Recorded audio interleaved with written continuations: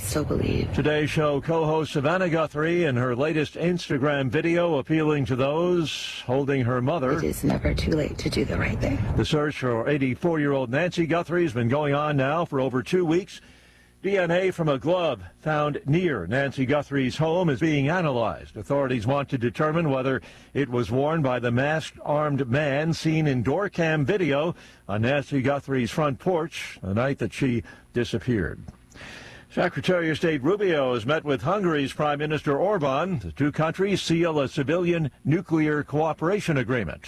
Round of applause as the deal is signed in Hungary's capital, Budapest. Rubio has headed to Hungary from Slovakia following the Munich Security Conference in Germany before that. The trip puts him in friendly territory with the leaders who back Donald Trump and resist stronger support for Ukraine. Speaking after the signing in Budapest, Rubio said, "The relationship between the United States and Hungary today is as close as I can possibly imagine it being." President Trump has endorsed Hungarian Premier Orban ahead of elections in 2 months. I'm Karen Shamas. The U.S. and Iran slated to hold another round of nuclear talks tomorrow. This time, the foreign minister has already met with the UN's nuclear monitor. After President Trump ordered an additional aircraft carrier to the Middle East, Iran today launched a second round of naval drills in weeks. And another round of Ukraine peace talks also planned for tomorrow. No trading today on Wall Street with the financial markets closed for President's Day after ending higher on Friday. The Dow reopens tomorrow at 49,500. The S&P ended modestly higher last week. More on these stories, townhall.com.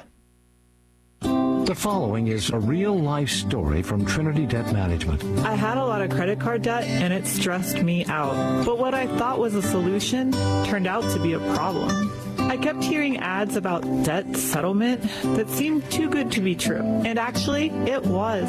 When I called, they told me to stop paying my bills. That didn't sound right to me at all, so I hung up.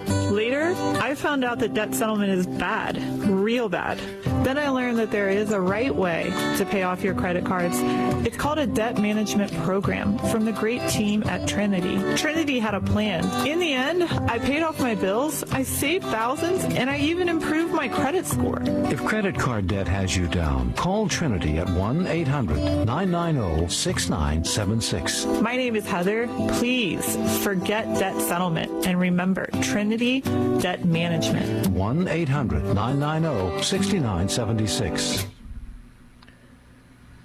China, one of the world's leading surveillance states, is expanding its visa-free access. China is letting British and Canadian citizens enter China without a visa as it tries to boost tourism and business. The change takes effect Tuesday and adds the UK and Canada to a list of 79 countries with visa-free access. Travelers can stay up to 30 days for tourism, business, exchanges, or family visits. Many Europeans already qualify, as do citizens of a number of other countries.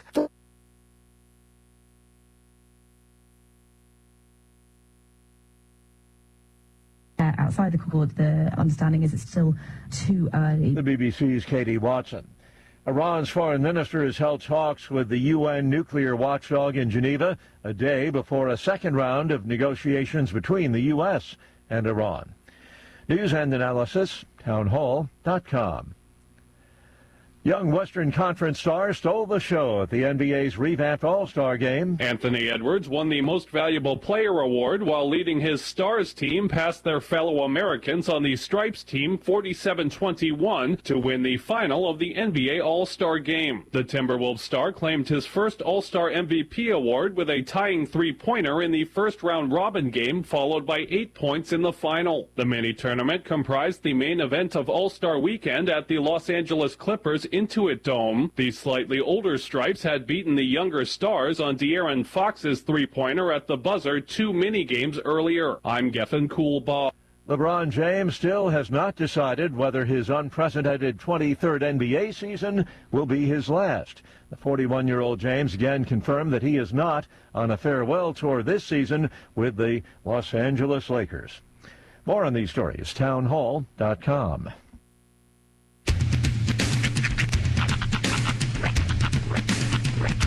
What in the wide, wide world of sports is going on here? I promise you, whatever scum did this, not one man on this force will rest for 1 minute until he's behind bars. Now let's grab a bite to eat. Yeah, come on. I feel the hot wind on my shoulder and the touch of a world that is older. I hit the switch and check the number. I leave it on and then I slumber. I hear the rhythm ringing through it. Flamenco guitar and cumbia music. I hear the talking of the DJ. The devil listen, what does he say? I'm on a Mexican radio. I'm on a Mexican radio. Yeah. Broadcasting live from high atop the J.P. White Building in downtown Roswell, New Mexico. It's Mornings with Mike Winters on 106.5 Roswell's Talk FM. Is that what I sound like when I talk? Now, here's your host, Mike Winters. And good morning, one and all. Welcome to Mornings with Mike Winters. I am he. That would be me, Mike Winters. Happy Monday, everybody. President's Day. President's Day? Yes. It is President's Day. Yes. Day off for many.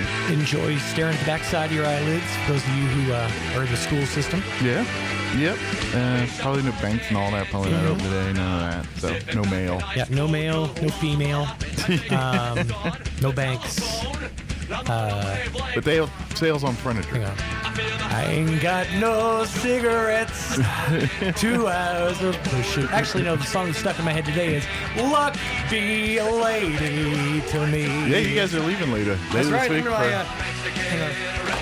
my Vegas finery. Ah, all right. Okay, so I've determined something about this shirt. Yes. I bought this the last time I was in Vegas at the Vegas Goodwill. Ah. And I know why it was donated. You cannot wear this shirt anywhere. That's not Vegas. And if you wear it in Vegas, this screams, I'm a tourist. I mean, everybody in Vegas is a tourist, so it's pretty okay. much. Yeah.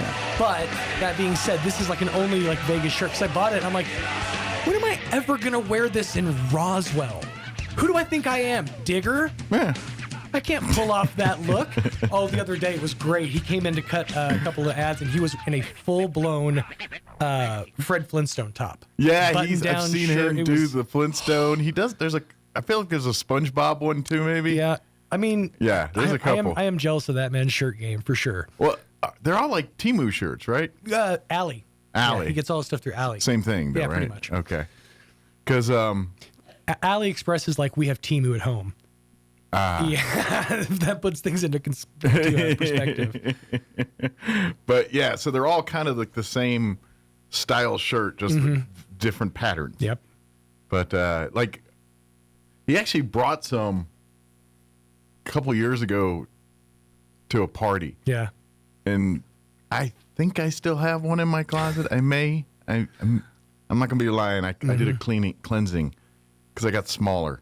Yeah. And so some shirts are... Mike tends to look like he's swimming in them. Yeah. So I think that may have been... But in all fairness, I never, ever wore that shirt because I literally got the shirt saying, maybe at a remote one day I'll wear it. Because I'm not wearing it in, like, the public, private world, the public. Right. But I'll sit in a trailer and wear that. Wearing shirts like that is like wearing... cologne confidently. You have to have a certain level of I'm sure of myself to go out because I can't. If I feel like usually I'll wear a shirt that maybe will be like, that's funny, but that's it. Yeah. If I trigger a conversation, I'm like, oh, I screwed up. I done screwed up. Yeah. So, but it's a bold strategy for sure. Although I wore, there was a moment in the 90s. It was Air Force time. Okay. Where I liked to wear kind of ugly button-up shirts. Yeah? Like, not the whole Paisley Parker Lewis deal, but just a shirt of that nature. Right. But with just, like... odd patterns, colors might be. Not like Hawaiian. Like you went to a Joann Fabrics and rolled fabric off the rack and said, make me a shirt out of this. Yeah. Basically. Yeah. I get you. And, and that's sort of like was the time. It was that counterculture, that kind of disaffected generation. Yeah. Which that begat the 90s, the clean pop era of the butt cut and the and I'm honestly if this, of all the looks that have existed, if this look could come back, I would be so happy. And that's just short sleeve button up over short sleeve shirt. Yeah. Just like this. Well, that was a wider popular shirt. time. That was the best. It was the best look ever, and I miss it so much. And that was like my signature look for many years. I'd just say bring it back. I don't got it like that. I gotta have somebody with some style cred, you know. I need like a I don't know, Tyson Bedford out there. If Kevin Smith could wear a hockey jersey everywhere he But goes. he's got that look. It's almost expected. If he shows up in just like a regular button down and some khakis, it's gonna throw you. Yeah, but you don't have to wear the hockey sweater every time. I mean, don't have to, but he definitely is going to, for sure. But especially since he's of smaller carriage now. Mm-hmm. He's not as big. You know, before he wore him to cover up big guy, thinking that, he's not as big if you're wearing a XXXXL sweater. I know it's not a popular opinion, but there are some people that just look better fat. Yeah. Kevin Smith is one. Penn Jillette is absolutely another. Yeah. They just look more filled out, right? Kevin Smith looks like a phantom now. Like a ghost of Silent Bob. Their head stays big. Stays the same size. That's what it is. Yeah, they become a bobblehead. Yeah, it stays big. It's the same. We've had this conversation before. It's the same. It's Al Roker disease. Yeah. You know, I'd like. I wouldn't. I want to say. I'm not trying to say this rudely, but I'd be curious to see if they went this way, what they would look like. Is Fluffy and. Well, from I've gathered, he's on GLP-1. Oh, is he? So he's doing it. Okay. I think I just haven't seen him recently. I think he's doing like commercials for either Wegovy. I feel like that big head. He's gonna have the big head thing going too. But you know who? He's a big dude. I gotta say, Jelly Roll is one who's really pulled off the losing weight and maintaining the head. Like his head hasn't stayed the same size. You know, he looks like he's thinning all over, so to speak. Which I attribute that to, honestly, he doesn't do the GLP-1 thing. He lost all of his weight from just strict diet and exercise. Sure. So it all comes in a gradual pace or whatever. Yeah, he did it the right way. Yeah. I'm going to call it that. Exactly. Well, good deal. Well, but you leave what, Thursday? Wednesday. Wednesday. Okay. Yep, Wednesday. We are heading to Albuquerque around noon and flying out. Very good. Yep. That'll be fun. It'll be interesting because it's like the first time I've ever started a day in one state and then like had dinner in another state. I've never like done that to my knowledge. Wow. Before. Well, okay, I've done it through vehicles, but usually it's after like 8 hours of just traveling. I'm exhausted. Right. This is just like an hour. I'm like, all right, now let's go find a steakhouse. Get me to a shrimp cocktail. Actually, if I can find the place, there is a Wednesday night steak and lobster tail for $25 at a certain steakhouse. Oh. Yeah, so I just got to track it down. Just got to track it down. Yeah. Shoot, you don't have to leave the airport, probably find something not too bad. I'm sure it's like a $2 steak, but you know. It's one of those 20 ribeyes for $20. I don't know. Yeah, it's none of that. The world of which I remember, those things are all gone. Yeah. So. Well, back when you went, it was affordable. I mean, now it's. Although the last time I went wasn't so affordable.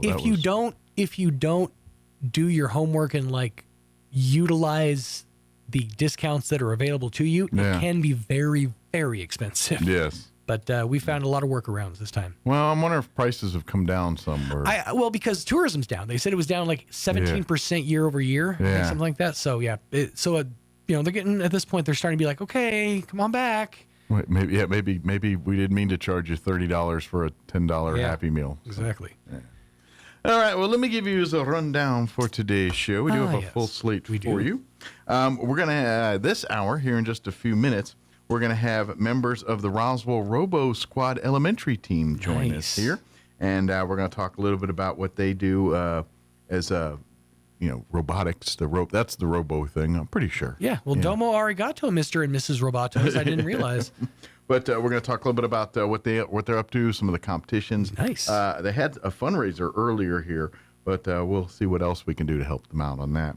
In the 8 o'clock hour, about 8:15, Don Weld will be joining us. I believe he's wearing his Alzheimer's Association hat, although I might be lying to you, and it's going to be his friends at Bitter Lake, but I'm pretty sure it's his Alzheimer's Association hat. Either way, hats will be worn. Yes, hats will be worn. Haberdashery will happen. We'll probably talk about both, in all fairness. And then in the 9 o'clock hour, we'll have John and probably Crystal Noble join us from Roswell, wearing their Roswell Seed hat. It's therapy time. Yes. So they'll chit-chat with us and give us an update what's happening over at Roswell Seed there. Plus, we'll have all the newses of the local and national variety, Wall Street business updates, and probably no stock market stuff because, it's President's Day. Everything's closed. So I just imagine. So, have you guys ever tried marriage counseling? Oh, we do a thing every month with Mike Winters. Yeah. It's kept us strong. That's right. Next month, we're bringing foam bats in. I want a pipe and a couch. just a jacket with leather elbows. Oh, yeah, that would be a start. Just something, something. They call it a Sue sucker. What do they call it? Seersucker. So, yeah, they're one of those bad boys. Something like that. Wait, sucker, I don't even know it. Something about suckers. That's all I know. All right, 7:16. Let us get you up to date on the weather.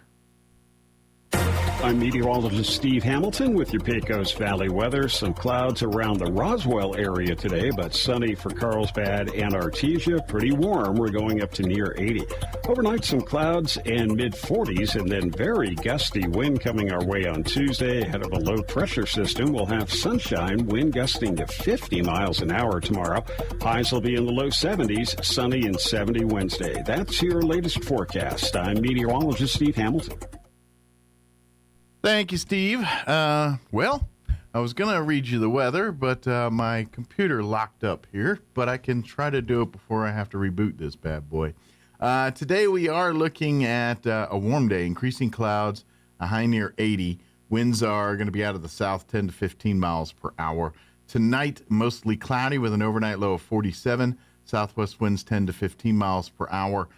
Tomorrow it's going to be windy and warm. Matter of fact, we have a high wind watch that kicks in at 8 a.m. tomorrow and remains in effect through 8 p.m. And then a fire weather watch from 11 a.m. tomorrow through 8 p.m. tomorrow evening. Tomorrow they're talking areas of blowing dust after 11, mostly sunny, 73 for a high, but the winds are going to be up out of the southwest, 15 to 25 early, increasing 25 to 35 later in the morning. Could see wind gusts as high as 50 miles per hour there on Tuesday. Tomorrow night, partly cloudy, overnight low of 36. West winds at around 10 to 15 miles per hour. They'll drop down 5 to 10 after midnight. Wednesday, another windy day, patchy blowing dust after 11. Sunny with highs near 70, but winds out of the southwest. 5 to 15 early, increasing 15 to 25, gusting as high as 35 miles per hour. For Thursday, sunny skies, 67 for a high. Friday, sunny and 63. All right, it is 18 minutes after 7 o'clock. We're going to take a quick commercial break with the Roswell Livestock Report in it as well. And then we'll talk with the folks from the Roswell Robo Squad Elementary team here on the other side. Don't go away. You're listening to Mornings with Mike Winters. Wakefield Oil Company is a name you can rely on with full service at the pump the way it used to be. You can expect service in just 15 seconds. They offer bulk fuel and oil services and even diesel exhaust fluid. Wakefield Oil Company will deliver to farms, ranches, dairies, the oil fields, and more with dependable service you can count on. So the next time you need service or delivery, go with the name that locals have trusted since 1983. Wakefield Oil Company, 311 South Virginia in Roswell. Let them earn your business. Make plans to attend Central Valley Electric Cooperative's annual meeting on Saturday, February 28th. The drive-through annual meeting will be held at the Co-op's headquarters on the corner of Ritchie Avenue and 13th Street between 9 a.m. and noon. You will enter at the Ritchie Avenue entrance, and the first 200 registered CVE members will receive a $50 gift card. Goodie bags and other great door prizes will also be available. The grand prize is a 2014 Chevy pickup truck. We hope to see you at CVE's drive-through annual meeting on Saturday, February 28th. Good morning. This is Smiley Wooten at the Roswell Livestock Auction. A good February run this week with a nice selection of all classes of cattle, especially high-quality native weaned calves, light yearlings, bred cows. We expect to sell 1,700 head. Breaking down like this: 125, 140 weight cows and bulls, 125, 140 pairs bred cows, 1,450, 1,500 calves and yearlings. Today's sale will include 20, 25 cow-calf pairs, mostly black, white face, red, white face, English crossbred cows with black and Charolais calves, 5 to 10 years old, 30 bred cows, excellent quality black, white face, Angus cross cows, bred Angus bulls, 3 to 6 years old, 20 bred cows, excellent quality red, white face, English crossbred cows, bred to Angus bulls, 3 to 6 years old, 20 bred cows, excellent quality black, white face, and red, white face, English crosses, bred to Angus and Hereford bulls, 8 to 10 years old, 272 steers, Brown Brothers Ranch, right out here west of Roswell. Reputation quality black Brangus steers, excellent shot program, 3 rounds, multi-men, Ivamec, PI tested negative. 2 loads of these cattle weigh 750, 800. 1 load 650, 700. 1 load 900, 950 pounds. The very, very best walks, boys. 400 calves, light yearling, Studdard Ranch, Roswell. Excellent quality black, white face, red, white face, English crossbreds. Few 1/8 there. Cattle weigh 90 plus days, 2 rounds of shots. 400, 800 pounds, mostly 450, 600. 34 calves. Mr. Charlie Marley out here north of Roswell. Excellent quality black, white face, Angus and Charolais crossbreds. Both Shield Gold late weight. 400, 550 pounds. 47 calves. Mr. Mike Passmore, Monahans, Texas. Good quality black, white face, red, white face, English crossbreds. 350. 500 pounds and 50 calves. B&C Cattle Company right here at Roswell. Excellent quality English crossbred calves, 1 round of shots, 225, 350 pounds. Several smaller consignments of high quality native weaned calves and light yearlings. Sale time this morning will be 9 o'clock. Sell pairs bred cows 9:45. Be selling calves and yearlings around 10:30. Pretty light on weight cows. Be on pairs bred cows, calves and yearlings pretty quick. We expect to sell 1,700 head today. This is Smiley Wooten, Roswell Livestock Auction. If you suffer from pogonophobia, you would not want to attend a party with the following people: Kenny Rogers, Santa Claus, Willie Nelson, the cast of Duck Dynasty, and 2/3 of ZZ Top. Here's Mike Winters. And good morning. It is 22 minutes after 7 o'clock. And joining us in studio this morning, we have members of the Roswell Robo Squad Elementary team this morning. Joining us here in studio, Michael Winkler, the coach, joining us. Good morning, sir. Hi. And then also 2 of the members here as well. We have Nolan Alexander and also Anne-Marie Gomez. Good morning, guys. Good morning. Good morning. How are y'all today? Good. Good. How was your Valentine's weekend? Did you have a good time? Yes, sir. Did you have any good Valentine candies or anything like that? Yes. Do you have a favorite? Reese's. Reese's, like the heart, like a heart-shaped Reese's. Let me ask you: do you think like the Reese's heart shape tastes different than the Reese's Easter egg or the Reese's Christmas tree? Yeah. Yeah, I do too. I think so. Which one's your favorite of the bunch? Reese's cup. The cup, just the regular cup? Okay. I got to admit, I think the Easter egg one. Like, it has the best peanut butter to chocolate ratio of all of them. That's just my opinion. What about the ones with the chocolate or peanut butter and jelly? Have you had those? No. No. The chocolate one's good. The peanut butter and jelly one would be better if they put more peanut butter or jelly in there. But yeah. But anyway. So I guess first off, before we talk about everything else, talk a little bit about Coach what the Robo Squad and you guys kind of talk about robotics and stuff. I'm guessing here, and if I'm off base, please. All right. Yes. So I founded the program in 2025 for students who have something to do in Roswell. Okay. Everything's free of charge. Food is provided for the students. They learn 3D printing, coding, how to build robots from scratch. They also compete in competitions. And really just kind of doing so. And what's the age group of the members of the squad? It's kindergarten through 12th grade. Okay, so it does cover all the way of their schooling years, pretty much up until college. There, very cool. So, are there similar like organizations around the state or that you guys compete against, or is it other I don't know, school teams or something? How it's school-based teams and also private teams as well. Okay. So Art for Creating is a really recognized group, and they're gaining world recognition all over the state of New Mexico. Very good. So the kids that are in the Robo Squad, they come from all over Roswell, or does it come even bigger than like out Chavez County? How big is the footprint of kids where they come from? Right now, they're mostly all from Roswell. Right now, okay. They've had a lot of students join them so far. Okay. And all the students pretty much enjoy it. They also do community outreach events as well to get other members to join their team. Very good. So how many kids are in the club right now?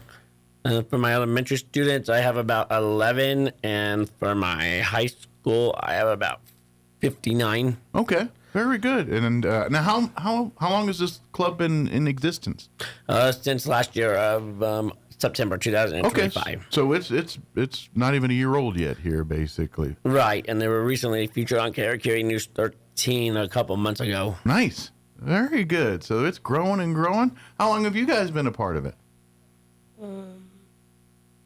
You start back in September?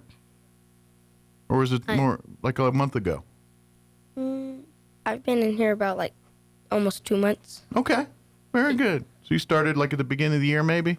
Like right after Christmas? Maybe like after 4th of July. Okay. So you're probably here from the beginning back September. Yeah. Very good. I was here like, say like, it was a school, so it would be like. It was a warm summer day. Yeah. So what's been some of the stuff you've learned since you've been in the Robo Squad? What's been some of the things you've got to participate in? Like what some activities did you get to do? What kind of fun things did you get to do? Like driving the robot. Yeah, you got to drive a robot?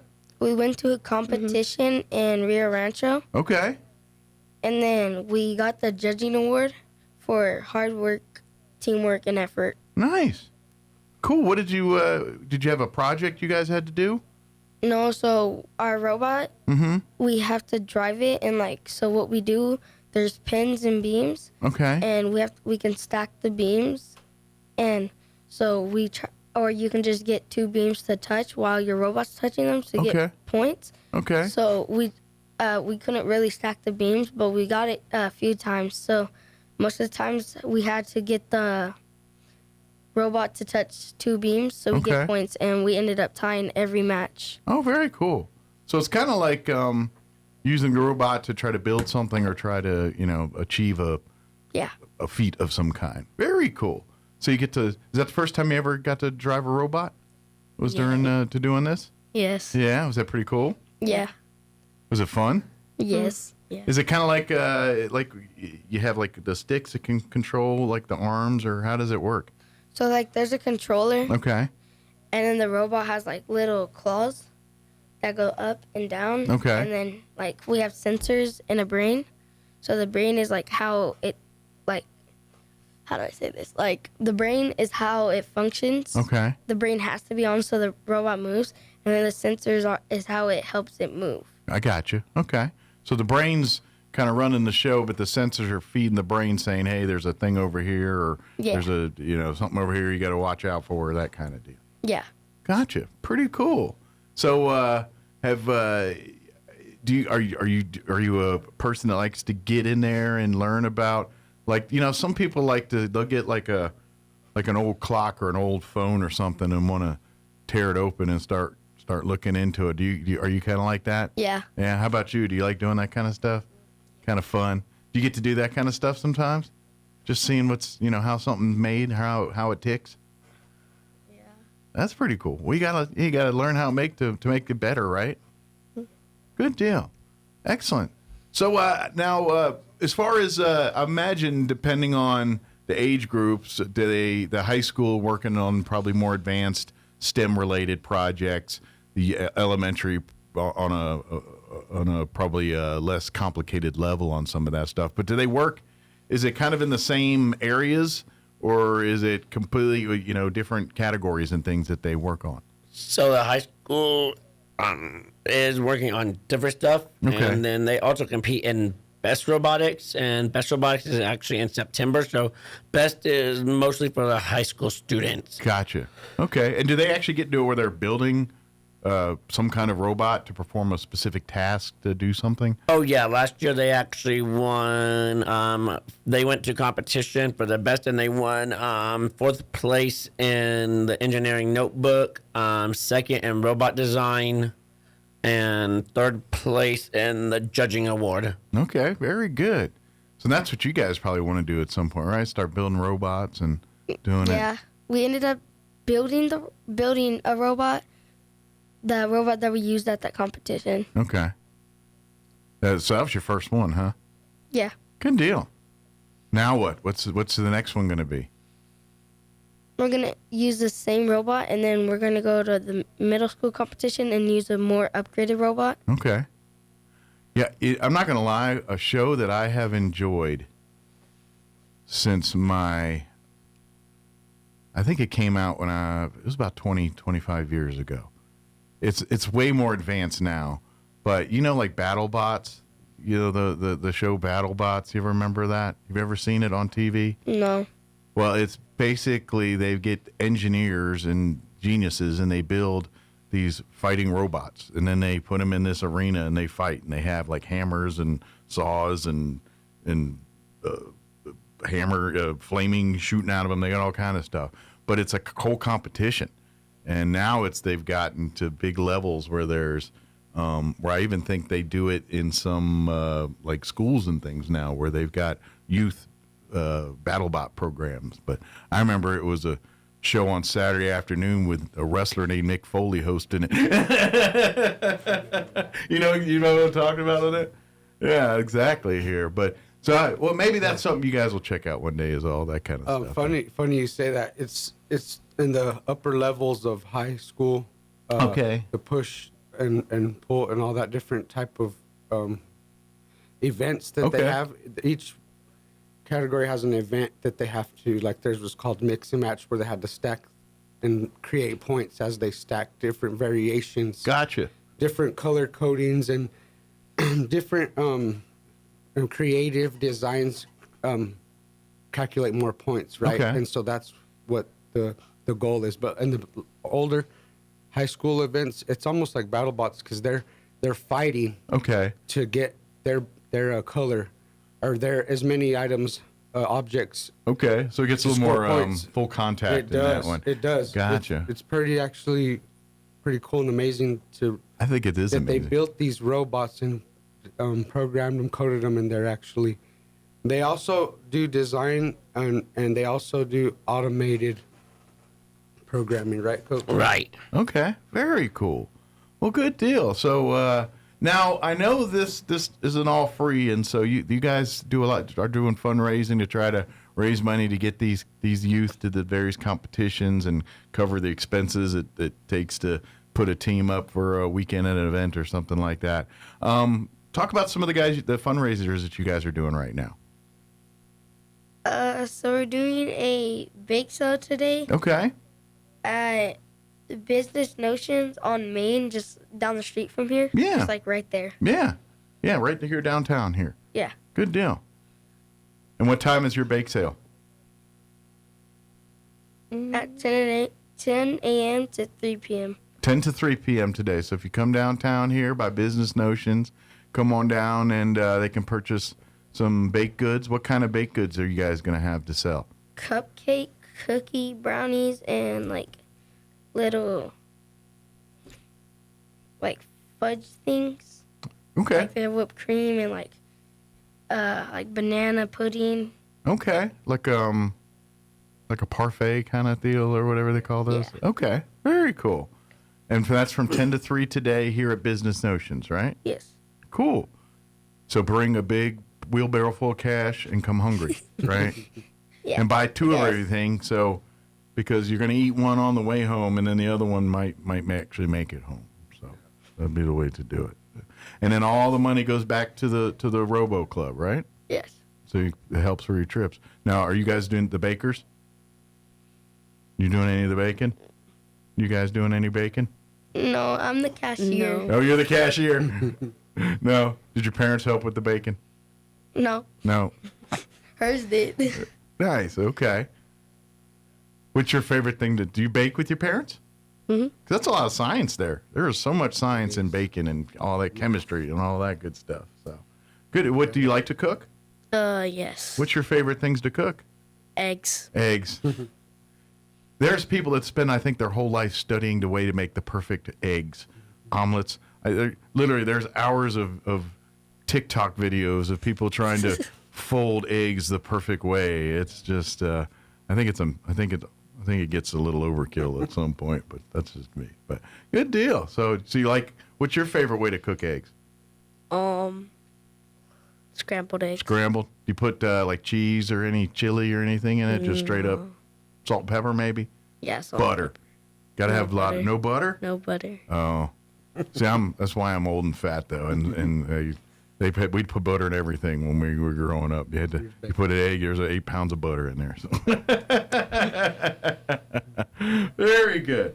But the bake sale's today, and that'll be, is there going to be other opportunities down the road outside of today here to do that if they're not available today?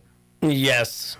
Good to just stay in post. Do you guys have like a Facebook page or a place where people can follow you guys? Oh yeah, it's Roswell Robo Squad Robotics on the Facebook page. Okay, just type in Roswell Robo Squad.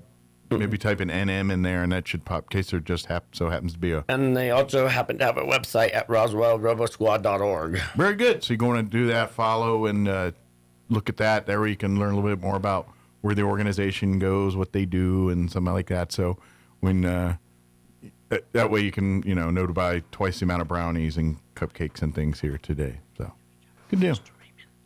Oh, and then so the maker of our shirts, his name is Mr. Raymond. Okay. He works at Business Notion.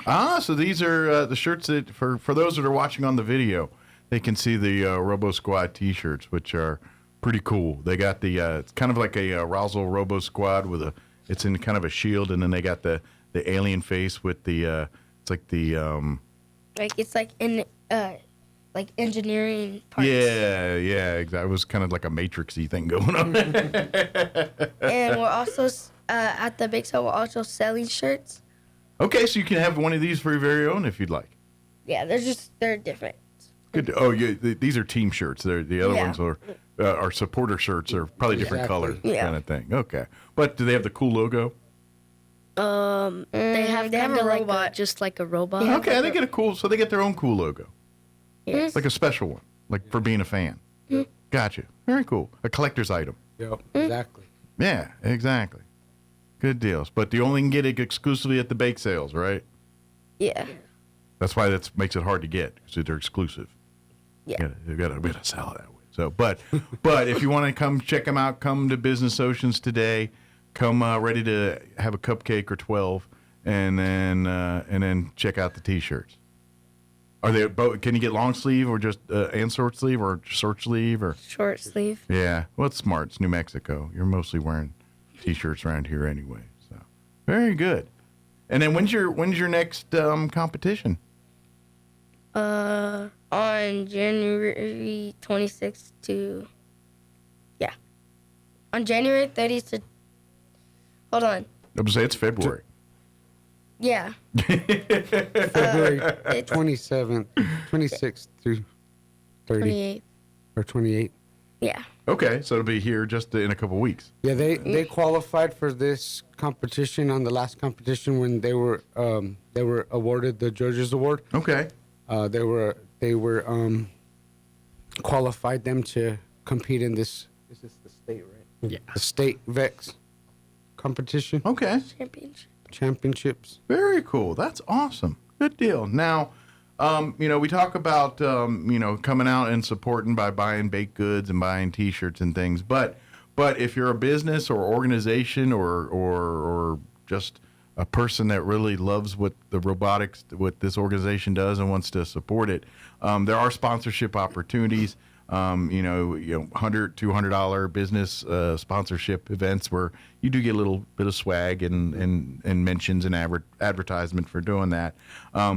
Probably reach out through the Facebook page if you're interested in sponsorship opportunities that way. Yeah, RoswellRoboSquad@gmail.com. Okay, very good. Which, if you can't remember that, I'm sure it's on the Facebook page there. If you just look up Roswell Robo Squad, if you can remember that, and then when you get home or get near your phone or a place you can do that, you can do your search and like and follow it there. So definitely want to do that. But in the meantime, come out and learn today. Like I said, come on down here to Business Notions here downtown between the hours of 10 a.m. and 3 p.m. today. Come and shop for baked goods, come shop for T-shirts, and come learn more about what the Roswell Robo Squad's all about here. Oh, and then another shout out to the Family Church of God, Pastor Lawrence. Okay.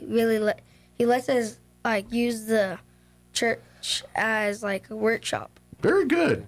So as long as there's no explosions, right? Yeah. The whole family's been allowing them to utilize their facilities there to do that. That's Family very cool. Church of God, 22 North Garden. That's very cool. So support them. And, of course, if there's people listening that think that they say, hey, I would love to get more involved and offer resources and things, I'm sure love to hear from you here because there's, like I said, this is kind of grassroots. It's just really just people that, like yourselves, that have a love for robotics and STEM and getting youth exposed to this type of stuff. And it's really just, youth. and doing this here. And hopefully as this thing grows and stuff, you'll see maybe even some support from the school districts and things. Yeah, awesome. That would be amazing. That would be an ultimate to hear. But in the meantime, come on out and buy a bunch of brownies and cupcakes and cookies here with us today. Again, I'm going to be in front of Business Notions from 10 a.m. to 3 p.m. here downtown during the day here today. Again, if you have questions about anything, just look for Roswell Robo Squad on Facebook, and you can learn a little bit more about the organization. And I imagine if you're a youth listening, anywhere from elementary through high school age, if anywhere from first kindergarten all the way up to 12th grade here, and interested in being a part of the Robo Squad, come on down today and have a brownie and let's talk and learn about coming out to the next competition here. Right. And Business Notions has been really great to the students as well. He's been providing those shirts since the program has started. And last year, him and his boss really helped out there. So yeah, they donate the students shirts for free. That's awesome. So thank you guys thank you to Business Shout out Notions. to all the sponsors. Without the sponsorships, it would be rough getting things accomplished. So yeah, and shout out to all the sponsors. Well, they see what good work's going on here and seeing what these you folks are going to be running the show here when we're all sitting on our grass yelling at kids to get off our lawn and all that stuff. So great support them. So come out, learn more, come to Business Notions Day here to 10 to 3, especially if you got some printing or any kind of needs, come support them as they support our community here.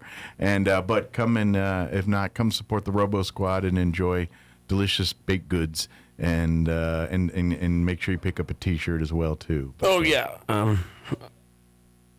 We will have free 3D printing as well today. Okay, so if you got want to check out, maybe you've never seen it before, you want to kind of get a little demonstration on how all that works and stuff, you can come see it and do some 3D printing. What was the first thing you ever 3D printed? A dolphin. That moves. Dolphin. Okay, like the tail kind of. Yeah, that's how it moves. Okay, what about for you? I never used a 3D. Oh, sounds like someone's got something to do later today. Maybe we need something printed. What would you print if you could pick? Let's see. What Nolan. A dolphin? Printed. Yeah. I think I'd want a whistle. Just like a little weenie dog. Oh yeah, like a little hot dog. Yeah. Yeah, with little short legs, little fat belly. Yeah. I think I want a whistle. Just a whistle to blow. What? I want something functional, something I can do something with. And a whistle, Like a little fidget. Yeah. Like that. Like a coach whistle. Oh, yeah. Yeah. I think I'd want to make one of those. So maybe work on that today. Do that, all right? Work on the whistle. But in the meantime, come join us at Business Oceans here, beginning at 10 a.m. till 3, and come twice. Come pre-lunch and post-lunch desserts. So for that here today, and then learn more about the squad on Facebook, Roswell Robo Squad on Facebook. And if you're a youth interested, always looking for more teammates and help out here, especially if we got to work on a whistle project now. So more students here. So. Is there anything that we wanted to talk about that we missed that you guys wanted to cover? They also are starting an internship program for the older students where they learn. It's hybrid and prototyping, so they can help the younger students learn. And once we start getting more funds, that's a 12-week program. It will be turned into a paid program. Oh, very cool. So kind of just creating a foundation, launch pad for some of these older students to start pursuing careers in this field. So very cool. Right. Yeah, this type of robotics is building. It's STEM based, like you were saying. It's building their minds. It's helping them be creative. Sure. Getting them prepared for the future. With the coding and. Absolutely. All this new technology that's evolving. Well, So we're in a very,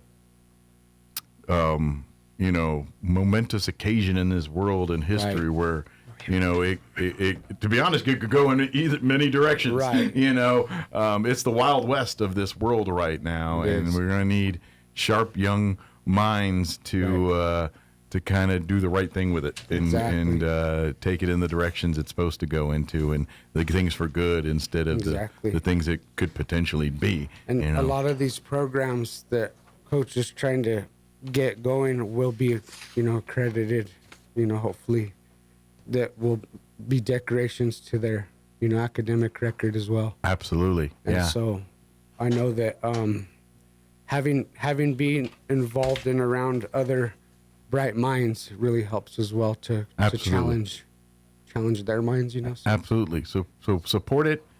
Be a part of it. If you have youth that are wanting to get involved in that, please do that here. Yes, sir. I'm finding my stuff. Okay. Is there anything else we wanted to mention here before we let you guys get back to it here? We would also love for more girls to join. Right now, the only girls on the team is just me and my little sister. We need to fix that, right? Mm-hmm. You guys need some more girl power in Girls there. are very creative, so we need some girls' ideas as well. Absolutely. Definitely a different. They actually design the build when the competition is laid out. They have to build the robot specific to the competition, right? It changes all the time, so. Creativity is key, and Gotcha. I believe that's one thing that got them the judges award at their last competition, because they competed with the first gen robot, and everyone else had a second generation robot, so they were way more advanced than theirs, but they were still able to compete. Hang with the crowd. Exactly. Yeah. So I think that was part of what the judges were seeing, along with a lot of other deals, but that was like a big. So I was real impressed. We're real proud of them for being able to get out there. All right. So what interns will do, it's a 12-week hands-on experience designed for high school, college, and graduate students interested in STEM, robotics, education, and leadership. Interns work directly with our robotics teams, assist in workshops and competitions, and help grow our program while gaining practical experience. What the interns will do. Interns will gain hands-on experience in robotics, coding, and engineering education, develop leadership, mentorship, and teamwork skills, support student robotics projects and competitions, learn project management, event coordination, and community outreach, build a professional portfolio and STEM network for future academic and career opportunities. This internship gives participants the chance to make a real impact on students while gaining skills and experience that prepare them for success in STEM education and related fields. Internship focus areas. Interns may select up to 3 focus areas: robotics and 3D design, hybrid, work with 3D modeling, prototyping, and fabrication to support student robotics projects and team builds, STEM education and outreach, which is hybrid, assist with after-school programs, community STEM events and workshops, helping students learn coding and robotics hands-on, media and marketing, create digital content, manage social media, and showcase student achievements in robotics and STEM, program support and grants, help with data collection, reporting, and research to strengthen program impact and support funding efforts, community partnerships, connect with local businesses and organizations to expand resources and support for students and robotics programs. Some overlap between roles may occur, giving interns experience in multiple areas.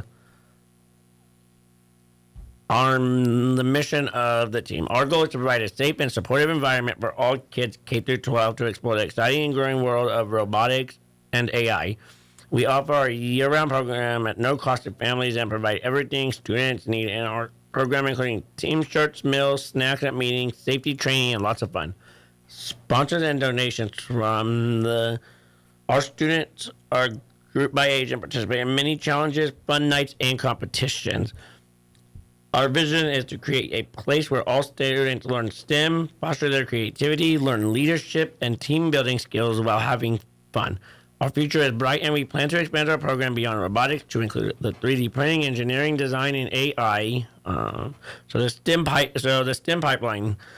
The Roswell Robo Squad STEM pathway guides students from discovery to career readiness through hands-on learning, mentorship, and real-world experiences. Each stage builds skills, confidence, and leadership while preparing students for future success in STEM and beyond. Discovery. Students are introduced to STEM through engaging workshops and outreach activities that spark curiosity and creativity. Skill development. Participants build foundational STEM skills through guided instruction, teamwork, and project-based learning while exploring different STEM fields. Innovation and application. Students apply their knowledge through robotics competitions, advanced projects, and mentorship, developing leadership and problem-solving skills. Future pathways. Students receive support with career exploration, college readiness, resumes, scholarships, and interviews as they prepare for life beyond the team. Interesting. So that kind of gives you a good background of what you guys do here. And now what we want to do is, again, if folks are interested, first off, about being a part of this, if you're interested in being a part, come today. Come on down to Business Notions today between the hours of 10 and 3 and get some cupcakes or get something to eat, get a T-shirt. But if you're not able to be down here today for whatever reason, please go to the Roswell Robo Squad Facebook page. So, send a message through there and be happy to, kind of invite you to the next meeting and learn more about what it's like to be a part of the Robo Squad. And if you're basically a student from elementary all the way through high school here, you're eligible to be a part of the Robo Squad here. And this could be the foundation that sets the thing that finds your path to your journey in life and to what you're excited about, what makes you want to get up in the morning and do your thing kind of deal. So good deal. Well, thank you guys. Appreciate the visit. Come back and give us updates as different events happen and things go on. And good luck at the next competition. You excited to build your next robot? Yeah. And one more thing, back to what he said, that we were the only first-generation robot. Actually, the person who was running it, she actually said that our robot was doing better than the second-generation robots. Nice. That were all there. Nice. She's like, we had inferior equipment and did the job better. Yeah. That's just good job. Bragging rights. Nice. Good deal. Well, thank you guys, and we can't wait to see what you're cooking up next. All right, we'll see it, and please keep us up to date. We'll do. Thank you. All right, it is 7:54. We're going to pause for news and a quick break before more news. With SRN News, I'm Rich Thomason in Washington. Trump border czar Tom Homan says more than 1,000 immigration enforcement agents have now been removed from Minnesota, but those investigating the storming of a church by anti-ICE agitators will remain, along with agents investigating allegations of fraud on a massive scale. Savannah Guthrie has released a new video as the search for her mother goes on, appealing to the kidnappers that it's never too late to do the right thing. Congressional Democrats still not satisfied with the Trump administration's release of the Epstein files. They're clamoring for more following the release of millions of pages of documents. Attorney General Bondi says all relevant information is now public. A new week and no progress toward ending the latest partial government shutdown, this one affecting the Department of Homeland Security. More details at srnnews.com. There's yet another new research study throwing significant shade on the belief that driving EVs have any positive impact on our environment. I'm Kim Commando for NetSuite. AI is everywhere, and companies using it have the advantage. If your revenue exceeds 7 figures, get their free guide, Demystifying AI, at netsuite.com/Kim. There are good reasons to drive an EV, but if you're doing it to save the planet, new research from the respected Queen Mary University in London finds EVs deliver no proven carbon savings at all. The university calls the study a sanity check as Britain races net zero emissions by 2035, meaning an all-electric vehicle nation.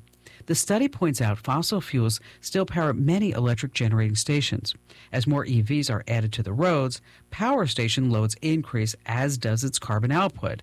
So we're really only rearranging where the same amount of pollution comes from.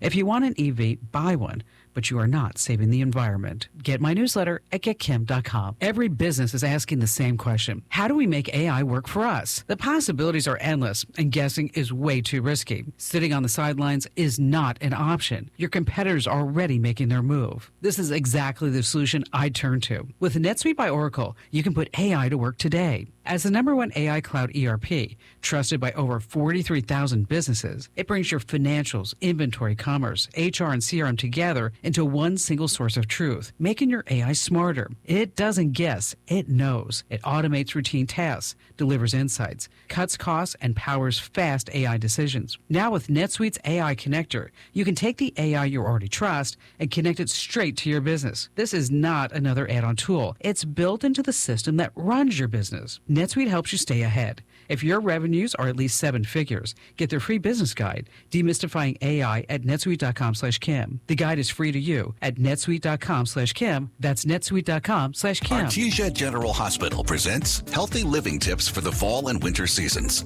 As the days get shorter and the temperatures drop, keeping your family healthy takes a little extra planning. Start with the basics. Wash your hands often, especially after being out in public. And don't forget your flu shot. It's one of the best ways to prevent serious illness during fall and winter. Holiday gatherings are coming too. Enjoy the season without overdoing it. Choose vegetables and lean proteins first, then savor those festive treats in moderation. And with heaters running around the clock, your skin can dry out fast. Use a good moisturizer, drink lots of water, and consider adding a humidifier at home to keep everyone comfortable. Simple habits can make a big difference. These healthy living reminders are brought to you by Artesia General Hospital, ready to help take care of you and your family. Ready, set, hurry on down to Tate Branch Roswell, where we finish first. Experience the Tate Branch difference here at Tate Branch Roswell, where business is done the Tate Branch way with honesty and integrity to deliver an exceptional customer experience. We have a huge selection of pre-owned cars, trucks, and SUVs that are priced to move and are backed with a lifetime powertrain warranty. It's all backed by friendly hometown customer service that puts you first every time.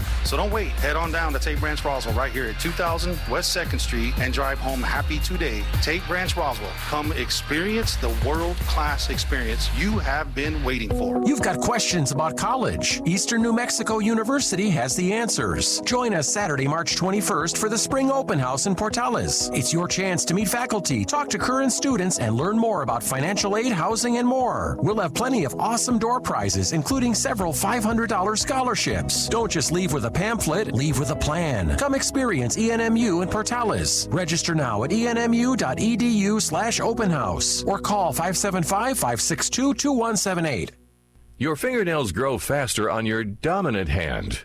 Not sure which is your dominant hand? Just wait. You'll nail it. Here's Mike Winters. And good morning. It is 7:59, closing in on 8 o'clock. Stay tuned next hour here, about 8:15 or so. Don Weld will be joining us, wearing his Alzheimer's Association hat. Give us an update on where they are there. Of course, they've got the walk. That's not till the fall here, but now's the prep time here, so we'll get an update on some of that kind of stuff here as well. Stay tuned. 9 o'clock hour, we'll have the folks from Roswell C join us, give us an update on as the weather gets warmer question mark for now. What to be doing on all that good stuff. So it's 8 o'clock. You're listening to 106.5 Roswell's Talk FM, KEND, Roswell, New Mexico. Breaking news this hour from Town Hall. I'm Rich Thomason. Trump border czar Tom Homan says that more than 1,000 immigration enforcement agents have now been removed from Minnesota. However, those investigating the storming of a church by anti-ICE agitators remain, along with agents investigating allegations of fraud on a massive scale. Following the progress in Minnesota, Homan tells Face the Nation that he is looking to flood the zone with immigration enforcement in so-called sanctuary jurisdictions. Savannah Guthrie has released a new video as the agonizing search for her mother goes on. On the night she went missing, Nancy Guthrie's doorbell camera captured footage of a masked man wearing what appeared to be thick black gloves. A few days after her disappearance, detectives came across a glove found in a field near her home. And FBI officials now say it appears to match those seen in the surveillance video. DNA found on the glove has been sent for analysis. Marking 2 weeks since her mother was last seen, Savannah Guthrie issued another heartfelt plea. I wanted to say to whoever has her or knows where she is that it's never too late. That report from the BBC's David Willis. Congressional Democrats still not satisfied with the Trump administration's release of the Epstein files. They're clamoring for more. Following the release of millions of pages, Attorney General Pam Bondi says that all relevant information has been made public. A new week and no progress to report on ending the latest partial government shutdown. This one affects the Department of Homeland Security. TSA agents may be working without pay. The U.S. financial markets are closed for President's Day. The Dow ended higher in trading on Friday. More on these stories, townhall.com. Here's an important message from the Diabetes Solution Center. Do you like pricking your fingers to test your blood sugar levels? No one does, but it's important to maintain your health. And now, by wearing a small remote device called a continuous glucose monitor, or CGM, you don't need to prick your fingers anymore. It's easy to use and helps you make more accurate diabetes treatment decisions. If you are testing your blood sugar 3 or more times daily, injecting insulin, or using an insulin pump, call the Diabetes Solution Center right now. And if you have Medicare or most major insurance coverage, you may be able to get a new CGM at little to no out-of-pocket cost. Shipping is free and will even bill your insurance company for you. If you are testing your blood sugar 3 or more times daily, injecting insulin, or using an insulin pump, call the Diabetes Solution Center right now to learn how to end the painful finger sticks and get your own continuous glucose monitor, or CGM, at little to no out-of-pocket cost. At number 10 Downing Street, that's the British Prime Minister's official residence in London. They're marking a very special anniversary. Prime ministers come and prime ministers go, but there's one resident of Downing Street who endures, Larry the cat. Larry is celebrating 15 years of serving as chief mouser to the Cabinet Office, his official title. Larry's is a real rags to riches story. He was a stray cat who was adopted in 2011 by Downing Street from the Battersea Dogs and Cats home to deal with a rodent infestation. His record on that score is a bit mixed. There have been suggestions he hasn't actually caught that many mice in his 15 years in the post, but he's become a much beloved fixture of Downing Street. The journalists who come to this street every day regularly give him treats and wait for him to appear from behind the black door just so they can get shots of him posing or prowling or generally going about his daily business. Correspondent Jill Lawless reporting. News and analysis, townhall.com. The idea of taking more than a 2-week vacation from work to recover from burnout or rethink life is slowly gaining favor. Extended career breaks go by many names: mini sabbaticals, adult gap years, micro-retirement, and many others. Taking an employer-approved leave, maybe saving up for a long pause or adventure. While not everyone can go months without a paycheck, sabbatical experts do say that stepping back from the job to rest, travel, or try something new may not cost as much as you think. The main thing is get your rest and learn how to recharge. Jason Blocker reporting. President Trump says members of his newly created Board of Peace are pledging $5 billion toward rebuilding war-ravaged Gaza.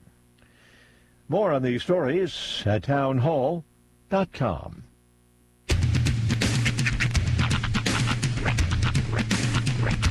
What in the wide, wide world of sports is going on here? I promise you, whatever scum did this, not one man in this force will rest for 1 minute until he's behind bars. Now let's grab a bite to eat. Yeah, come on. I feel the hot wind on my shoulder and the touch of a world that is older. I hit the switch and check the number. I leave it on and then I slumber. I hear the rhythm ringing through it. Flamenco guitar and cumbia music. I hear the talking of the DJ. The devil listen, what does he say? I'm on a Mexican radio. I'm on a Mexican radio. Broadcasting live from high atop the J.P. White Building in downtown Roswell, New Mexico. It's Mornings with Mike Winters on 106.5 Roswell's Talk FM. Is that what I sound like when I talk? Now, here's your host, Mike Winters. And good morning. It is 6 minutes after 8 o'clock. Welcome to hour number 2. Deuces. I hope. Mornings with Mike Winters right here on 106.5 Roswell's Talk FM. Happy Monday, everybody. Yes, indeed. Yeah, Sean's going to be off to Las Vegas here in a couple days. Yep. For a few days of R&R, and hopefully you don't blow all your money. No, I think everything's relatively budgeted well. I don't think we're. Do you have like a designated gambling budget or whatever? I hopefully won't do more than 20. Okay. I say that now. I'm going to be down 200 and not have without my shirt on. You know? Right. Like just begging somebody for a sandwich. So I always got to eat before you go to the casino, kids. He's on an episode of Pawn Stars. Got this shirt. It's got flames on it. How much? It'll pop out the bottom. How much these worth? But yeah, that'd be very cool. But like of all the things you have planned, like what's like the one seed that you're looking most forward to? Well, definitely the Sphere. Right. I mean, because that's just an experience in and of itself. Is it a concert you're going to see in the Sphere? No, it's the Wizard of Oz reimagined. Okay. So they watch the movie like a 5D version of the movie? Yeah, kind of like that. It's basically like you feel the wind from the tornado and like debris blowing around. Okay. And, like, rainwater and stuff like that. Smacked in the face with a broom. At one point, the big thing is at one point the flying monkeys, I guess, drop apples on people's heads, and they're just like foam apples. But you get to keep them. They're like a keepsake or whatever. Yeah. So I paid $200 for this foam apple. That's right. That's right. I can't even eat this thing. But yeah, and here's the thing that bothered me though, because I saw a post on Facebook the other day, and it was like, the Wizard of Oz experience has brought in something like $290 million in bookings this year. Get ready for the enhanced experience coming later this year. I'm like, oh, come on! They're going to Steven Spielberg or do more. George Lucas here. It's like you literally bought the PS4 right before the PS5 came out. Yeah. For retail price. They George Lucas you. Now, that's not fair. 9 more seconds of Jabba the Hutt walking across the desert. We brought that to you for Return of the Jedi exclusive Redux. There are other cool little spots. Like we found this one. So like it's adjacent to a bar, but you have to like push on this like fake wall, and it leads into this room. Okay. That for $50 per person, that covers your drinks and your food. It's a private karaoke bar. So you can just go in with your friends and do karaoke and just have drinks. I think every karaoke bar should be a private karaoke bar. Like, just give your own little booth and sing your little head off, and we ain't got to hear it. That would be my ideal. Just all trapped within your. But there is a karaoke bar on Fremont Street. We want to check out as well. Nice. And that's one that everybody on Fremont Street gets to experience the musical stylings from that place. Yeah. Are you gonna try to belt one out? Oh yeah, of course. I got a few go-tos. Yeah. There's the High Roller, which is the big Ferris wheel. Oh yeah, okay. You're gonna ride that? Yeah, it's every single one of the pods is like its own individual like party car. Like it's got like a bar in there and like lounge seating and kind stuff. of like that one in London, right? Kind of kind of like the Eye, but you pay for like the all inclusive experience and you get in there and it's like you drinks and stuff like that. Give you a sandwich. Yeah, a sandwich. So definitely looking forward to that. And I'm not a heights guy, but I feel like if I'm inside of like an enclosed capsule, I feel like that's gonna be okay. Less fear for me of us falling. Is there a lot of rocking? I mean, I wouldn't imagine. Yeah. When there's lounging to be had. I know. I didn't know. People drink. That is true. That car up there is getting a little bit rocky. That's right. But yeah, definitely looking forward to mostly just not seeing the same 5 miles of road every day. Yeah. It's been monotony. Are you gonna try to do like any of the like free street show stuff? The Bellagio water fountain show? Definitely going to try to hit up the Bellagio show. The pirate ship show. I've never actually gotten to experience it. We're going to try to hit that. The Botanical Gardens inside the Bellagio, which I think they just changed over to, I think, if not still a Valentine's theme, maybe a St. Patrick's theme. I'm not sure. But yeah, anything free or discounted, we're gonna hit up. I know. You get in here. Carrying the load for days now. I'm like, hey, I'm going too. I woke up yesterday morning and I said, it's 2 days. That's right. It's 2 days. So what are you looking most forward to?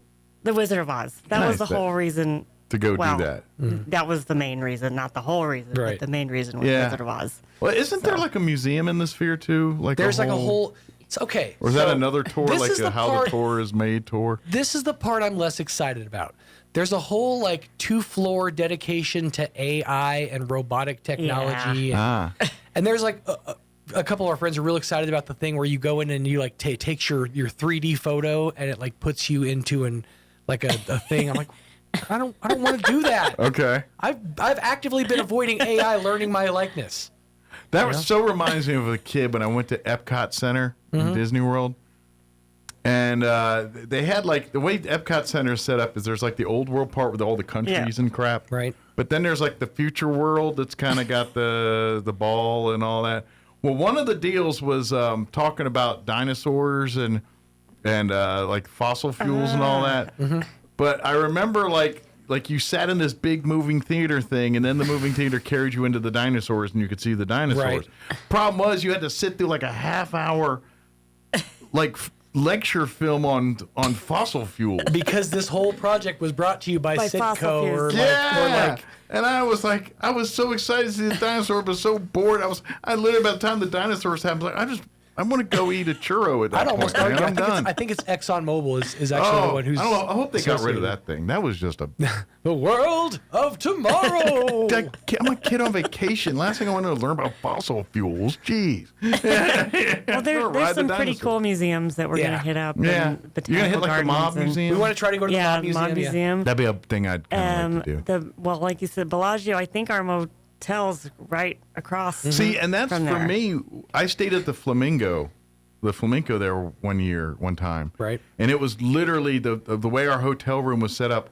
I could look out the window of my hotel room and see the fountain show. It was I literally could pull up a desk chair and just kick back, with a beverage and watch it couldn't hear the music or nothing, but I could see the show. It was pretty cool. Yeah. We found a couple of best spots to watch the show, a couple balconies and stuff, hidden away areas. So and I think with the it's Chinese New Year is what's at the. That's right. Yeah. Yep. Okay. So that's what's starting. That's going to be pretty awesome. Nice. Y'all gonna try and catch any of the Cirque du Soleil shows or any of that? There was one show that they've been talking that the ladies have been talking about. Well, I can't remember the name. Does Chris Angel do the one at the pyramid he still? Does, I think he still has a residency there. But I saw that like 10 years ago. It's a Cirque du Soleil show, and I Mad Hatter. It's like a Mad Hatter. Like an Alice in Wonderland situation. So but those tickets are like about like the Sphere tickets are. They're a couple $100 a pop. So our most expensive ticket is the Sphere. It's like $100. We found it for $114.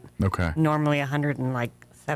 Yeah. Right. But, we got a deep discount. But everything else, our planner person likes to plan cheap things. Not cheap things, but she gets us all of our discounts. Cool things that are economically priced. Yes. We've had meetings leading up to this where we've gone through itineraries and talked This is very Sheldon and Big Bang Theory. For a couple of the people coming with us, our friend Pamela and a couple others, this is their first time doing anything like outside of New Mexico. So we want to consolidate and concentrate as much fun and good stuff into this as we can. Sure. We have a pretty good itinerary for the 3 days. And, of course, nap times are thrown in there. As long as there's designated, you don't want to Clark Griswold it and overpack it with too many, trying to see all of Europe in, one day and end up, the clothes getting stolen and, running into a bunch of Monty Python dudes. Luckily, there will be no checked baggage on this trip. Yes, so we're just doing carry-ons. Our clothes will stay with us. Nice. Yeah. So, what are you staying on the Strip? Like a hotel on the Strip? Yes, I think it's technically just off the Strip, but It's a jockey club. It's I think I know what that. Yeah, it's another like right next to that's a nice little area. If I remember right, years ago, I remember staying nearby that area. Yeah, it's pretty nice, and it's kind of near the Strip. I think my dad had like a timeshare there, or something nearby that one year. We almost ended up doing that. Yeah, but we found a better deal. So.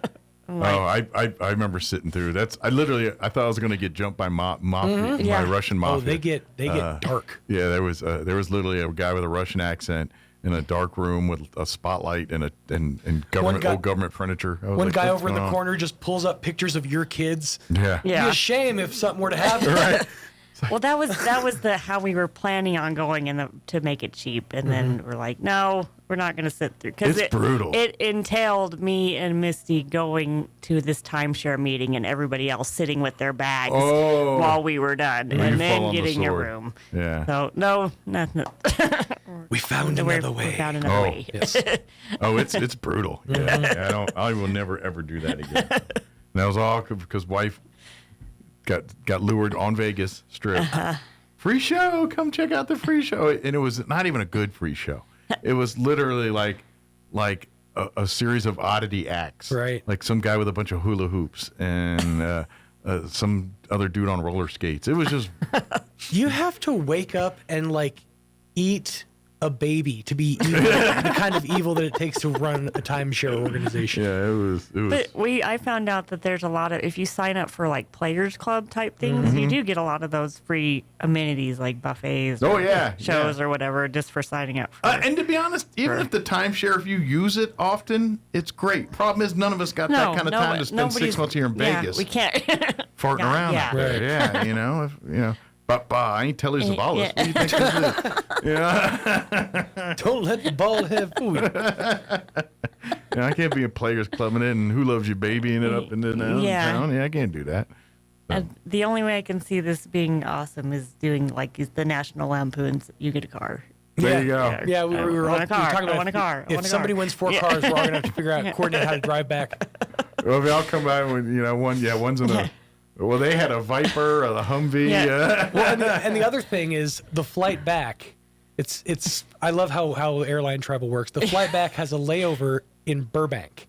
Burbank. Yeah, for an hour, an hour or two. So we're gonna get to dip a toe in California too. I've never been. Weird.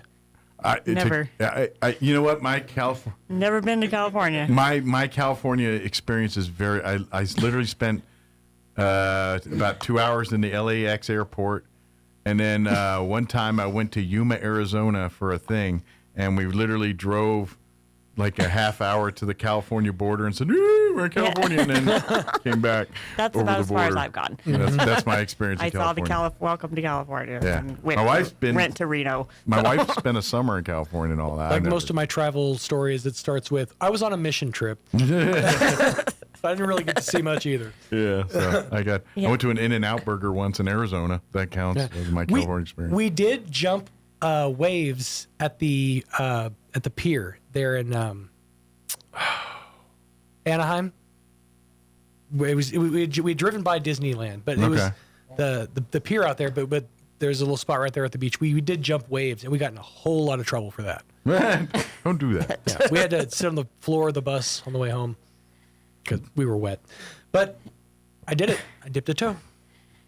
Now you can say you do it. It'll be fun, and Mike will be soloing it with possibly Doug. Yeah, I think Doug's going to be holding down the fort back here. That's my understanding anyway.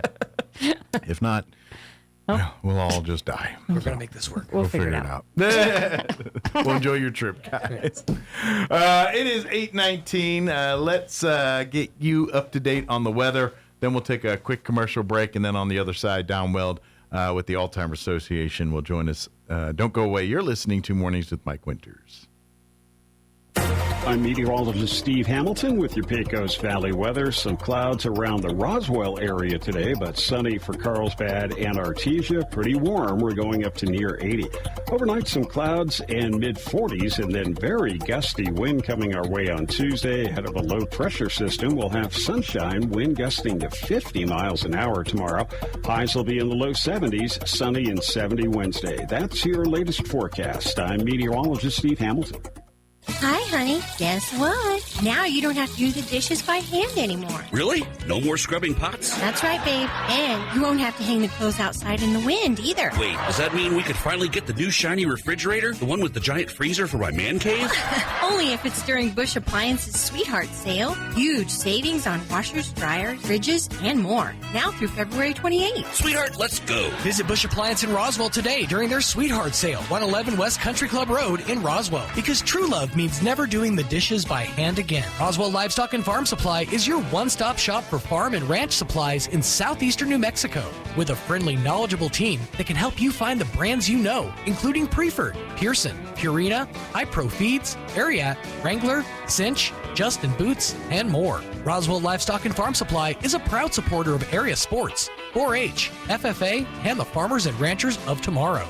Roswell Livestock and Farm Supply, 1105 East 2nd, celebrating over 50 years. Artesia General Hospital presents your fall and winter health checklist. Fall and winter are beautiful seasons, but they're also cold and flu season. So here are a few quick tips to help keep you healthy. Tip number 1, hand hygiene. It's your first line of defense. Wash for 20 seconds with warm water and soap. Tip 2, holiday food strategy. Fill half your dish with fruits and veggies first. Pick lean meats and save room for just one dessert you'll really enjoy. Tip 3, protect your skin.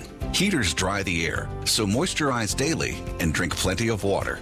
Healthy choices now mean more energy and a happier winter. These healthy living reminders are brought to you by Artesia General Hospital, ready to help take care of you and your family. What does it mean for a roofing contractor to have heart? How about braving a 24-hour road trip with a bad back and a 20-foot-long trailer through Interstate 40? You heard that right. A local business needed a new roof, but this business did not want just any roof. They desired a schoolhouse roof with red shingles. Well, we wanted to give our customers exactly what they were asking for. The only problem was that the red color of shingle they were looking for had been discontinued in our local region. But we didn't give up then. We were told by our supplier that the schoolhouse red color of shingle that we were looking for was still available in Arkansas. So we did what was expected of us and drove 24 hours, and we delivered on our promise. If you need a roofer who delivers on their promises, call Trustmark Roofing today at 575-755-7663. Trustmark Roofing, we put people first. The average American spends 2.5 days a year looking for lost items. We aren't sure how long Europeans and Asians look for lost stuff. We lost the list. Here's Mike Winters. And good morning. It is 23 minutes after 8 o'clock. And joining us in studio this morning, representing the Alzheimer's Association here for Chavez County, Don Will back with us. Good morning, Don. Good morning, Mike. Is that why I'm here today? That's right. I forgot. Allegedly. But yes, of course, it is not necessarily the busy time of year for what you got. You know, we think a lot of the fall here around Halloween, right after the Halloween there. Yep. November time frame is the annual walk to end Alzheimer's, which will happen again. All right. This year. First Saturday of November. Yeah. But this is that time where we're raising the money, where we're starting to put the teams together. So it really does start that early. So if you're interested, now's when you can kind of sign up a team or find a team and contribute to a team. That's right. And because really the actual event in November is kind of the That's the climax of the whole thing. Yeah, the fun day, the day of remembrance, the day of celebration, the day of mourning. But, the work of the raising the funds to try to get to the point where we can say there is now a cure for this, that all work is happening right now. Yep. So. And that goes on year-round. Mm-hmm. Yeah, completely. We've still got a long ways to go, but there has been some promising events, you might say. Yeah. Promising drugs and medical breakthroughs that look real good. We're approaching a point to where we might just see that white flower, that person who recovers from Alzheimer's. Yeah. But hopefully that's the goal, is to get this it. Yep. to where we're not only whether that is a some kind of the vaccine or vaccination that prevents it, kind of like polio, right? Or if it is a medicine that reverses the symptoms of the disease. Both directions is what they're going in on some of That's this right. stuff. And hopefully they'll get a vaccine that you won't get it to Sure. begin with. Yeah, but well, exactly, and literally, I mean, that's polio. If our grandparents, depending on how old you are, my grandparents dealt with polio, and it was an outbreak, and it was not uncommon for Americans to die of the polio vaccine. That's right. And polio, or not from the vaccine, but from polio. And then when that vaccine came out, it literally changed everything. Wiped it off the face of the earth. When's the last time you know someone with polio? That's right. Yeah, I mean, very, very rare. Yeah, very rare. All I can think of is FDR. Yeah, that's what I was just thinking. That's the same only one I thing. think of. Yeah, he's the last celebrity known to have that, and he put up that for a long and he time. hid it, from the public for many years. Yep. But that's what we want to do with Alzheimer's. We want that same kind of reaction where a generation from now, it's like polio. They're like Alzheimer's. Oh yeah, my grandparents had that. It was a bad thing back in the day, but now it's not unheard of. Yep. That's where we're at. And it was still not prevalent, but it was dying off when I was young. Yeah, when I was a kid in the that's 50s, where we want to get during the to. 50s and 60s. It was starting to fade away. Yeah, and that's where we want to get to with this. So right. So we didn't even know about Alzheimer's at that time. It was there. Right. Now that I can look back, we knew there were the symptoms of somebody. Somebody would have those symptoms, but we didn't know what it was. It wasn't until Alzheimer's. Sure. actually decided, figured out what it was. What makes Alzheimer's so tricky is there's no set pattern. Right. Whereas like with a lot of diseases, you could say, okay, if someone did this or were exposed to this, it was caused by this. Right. Or it's a family thing, or there is always a set of clues as to what was the cause of it. Whereas there isn't a pattern so much with Alzheimer's. It could be family related. It could be exposure to a certain chemical product element. Yeah. They're all are on the table on this, or a cocktail thereof. Right. There is no, but that doesn't mean it's a be all end all either. No. Just because your family member had it, but then again, it may not affect you either because it doesn't skip your generation. I mean, it's really, there's no set pattern to really. Like you said, it's a cocktail. Yeah. What happened in your personal life is what caused it for that particular person. It may be some history and then some lifestyle. Sure. Whatever happened. Whereas you maybe you had some tendencies, but then you were exposed to a certain thing that pushed it over the top, or you never were exposed to that, so therefore it never affected you. Right. And that's why it's so hard to kind of cure it. They've really done an amazing job of delaying the symptoms or containing the symptoms of the disease for many years, where if you were diagnosed early enough, you could live 20 years of relatively normal life on the meds proper. The people are doing that today. That's right. Where that would have never happened 10, 20 years ago. My wife lasted 9 years from the time when she was diagnosed. So, and how much that was quality? Yeah. The last, we didn't have a whole lot of quality once she was diagnosed. Mm-hmm. I noticed a decline almost immediately. Pretty quickly, yeah. Now, that may have been because once she understood, I've got Alzheimer's, so I'm supposed to do this. Mm-hmm. So it may have been just an added push that caused her to go over the edge a little bit. Sure. And there's no telling how long sometimes we can't tell when somebody has Alzheimer's for several years. I forgot to do this, or I left my keys. You never know what happened. Sure. Somebody gets a little angry over what is relatively nothing. But it was related to an Alzheimer's. But you don't know that sometimes for several years. Yep. So the diagnosis, the time that they actually diagnose, may not be the time that they have had that already. It just didn't put the light bulb moment didn't happen, or didn't put 2 and 2 together till down the road. Yep. After it's long past, and said, now that makes sense why that was that way. Yeah. It did up until now. Yeah. And unfortunately, that's when you let the barn, the barn doors open, the animal's out. So there's not much you can do at that point. So it's gone. Yep. And if we could catch that before that time, an earlier diagnosis, when that first forgetfulness, that first anger, that first whatever, that trigger, and if we know then, we might be able to get them on the proper medications to extend their cognizance, their delay that time that it's going to be impacting them, and yeah. My wife went on some early drugs, but they didn't last. They didn't work for very long. It helped for a little bit, and kind of delayed it for a couple of years. But then it got to a point to where they just weren't doing any good, and she was starting to go downhill. So. I imagine build like an immunity to it or some point. Yeah. Whatever. Yeah.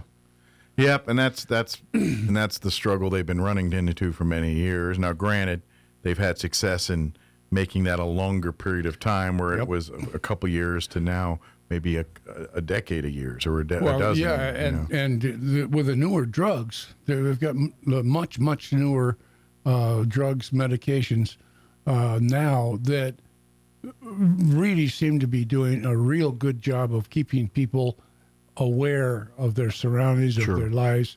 I know a couple of people who have lived 15, 20 years with Alzheimer's, and they're still aware of their surroundings. You can tell there's a decline. Sure. But they're still functioning. But they're still functioning.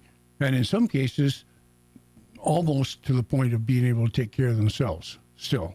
Good deal. And so that's a promising thing. And absolutely. It is the evolution of where the next step here is we have that first cure. That's right. We're reversing the symptoms. We're stopping the symptoms and we're reversing them. And we're close to that. That's right. Yeah. So that's why we say start putting them teams together, start getting those walks, start organizing here so we can raise as much money here so we can push this over the goal line. That's right. And continue, at the very least, providing resources for families right here in Chavez County that are dealing with Alzheimer's and stuff, because that's where a lot of this money raised right now is going back to these folks and supporting with these families. Obviously, the moment that a family's hit with an Alzheimer's or dementia diagnosis, it's a big bombshell. And the Alzheimer's Association has a slew of support for folks that deal, because that's what they do. It's almost all their volunteers that are, I can either tell you right now, have or are struggling with probably the same thing you're dealing with right at this particular moment. So, if you want to find out some more about that and what Alzheimer's organization can do for you, you can go online to http:// then it's act.alz.org. Okay. ACT, Alzheimer's.org. Very good. actalz.org. And on that website, you can research what's available and look up Roswell, Roswell, and Roswell, New Mexico, because there's another Roswell. Yes, don't want to hit the one in Georgia. No, it doesn't. They love to any help good. you, but the resources is a little bit farther away.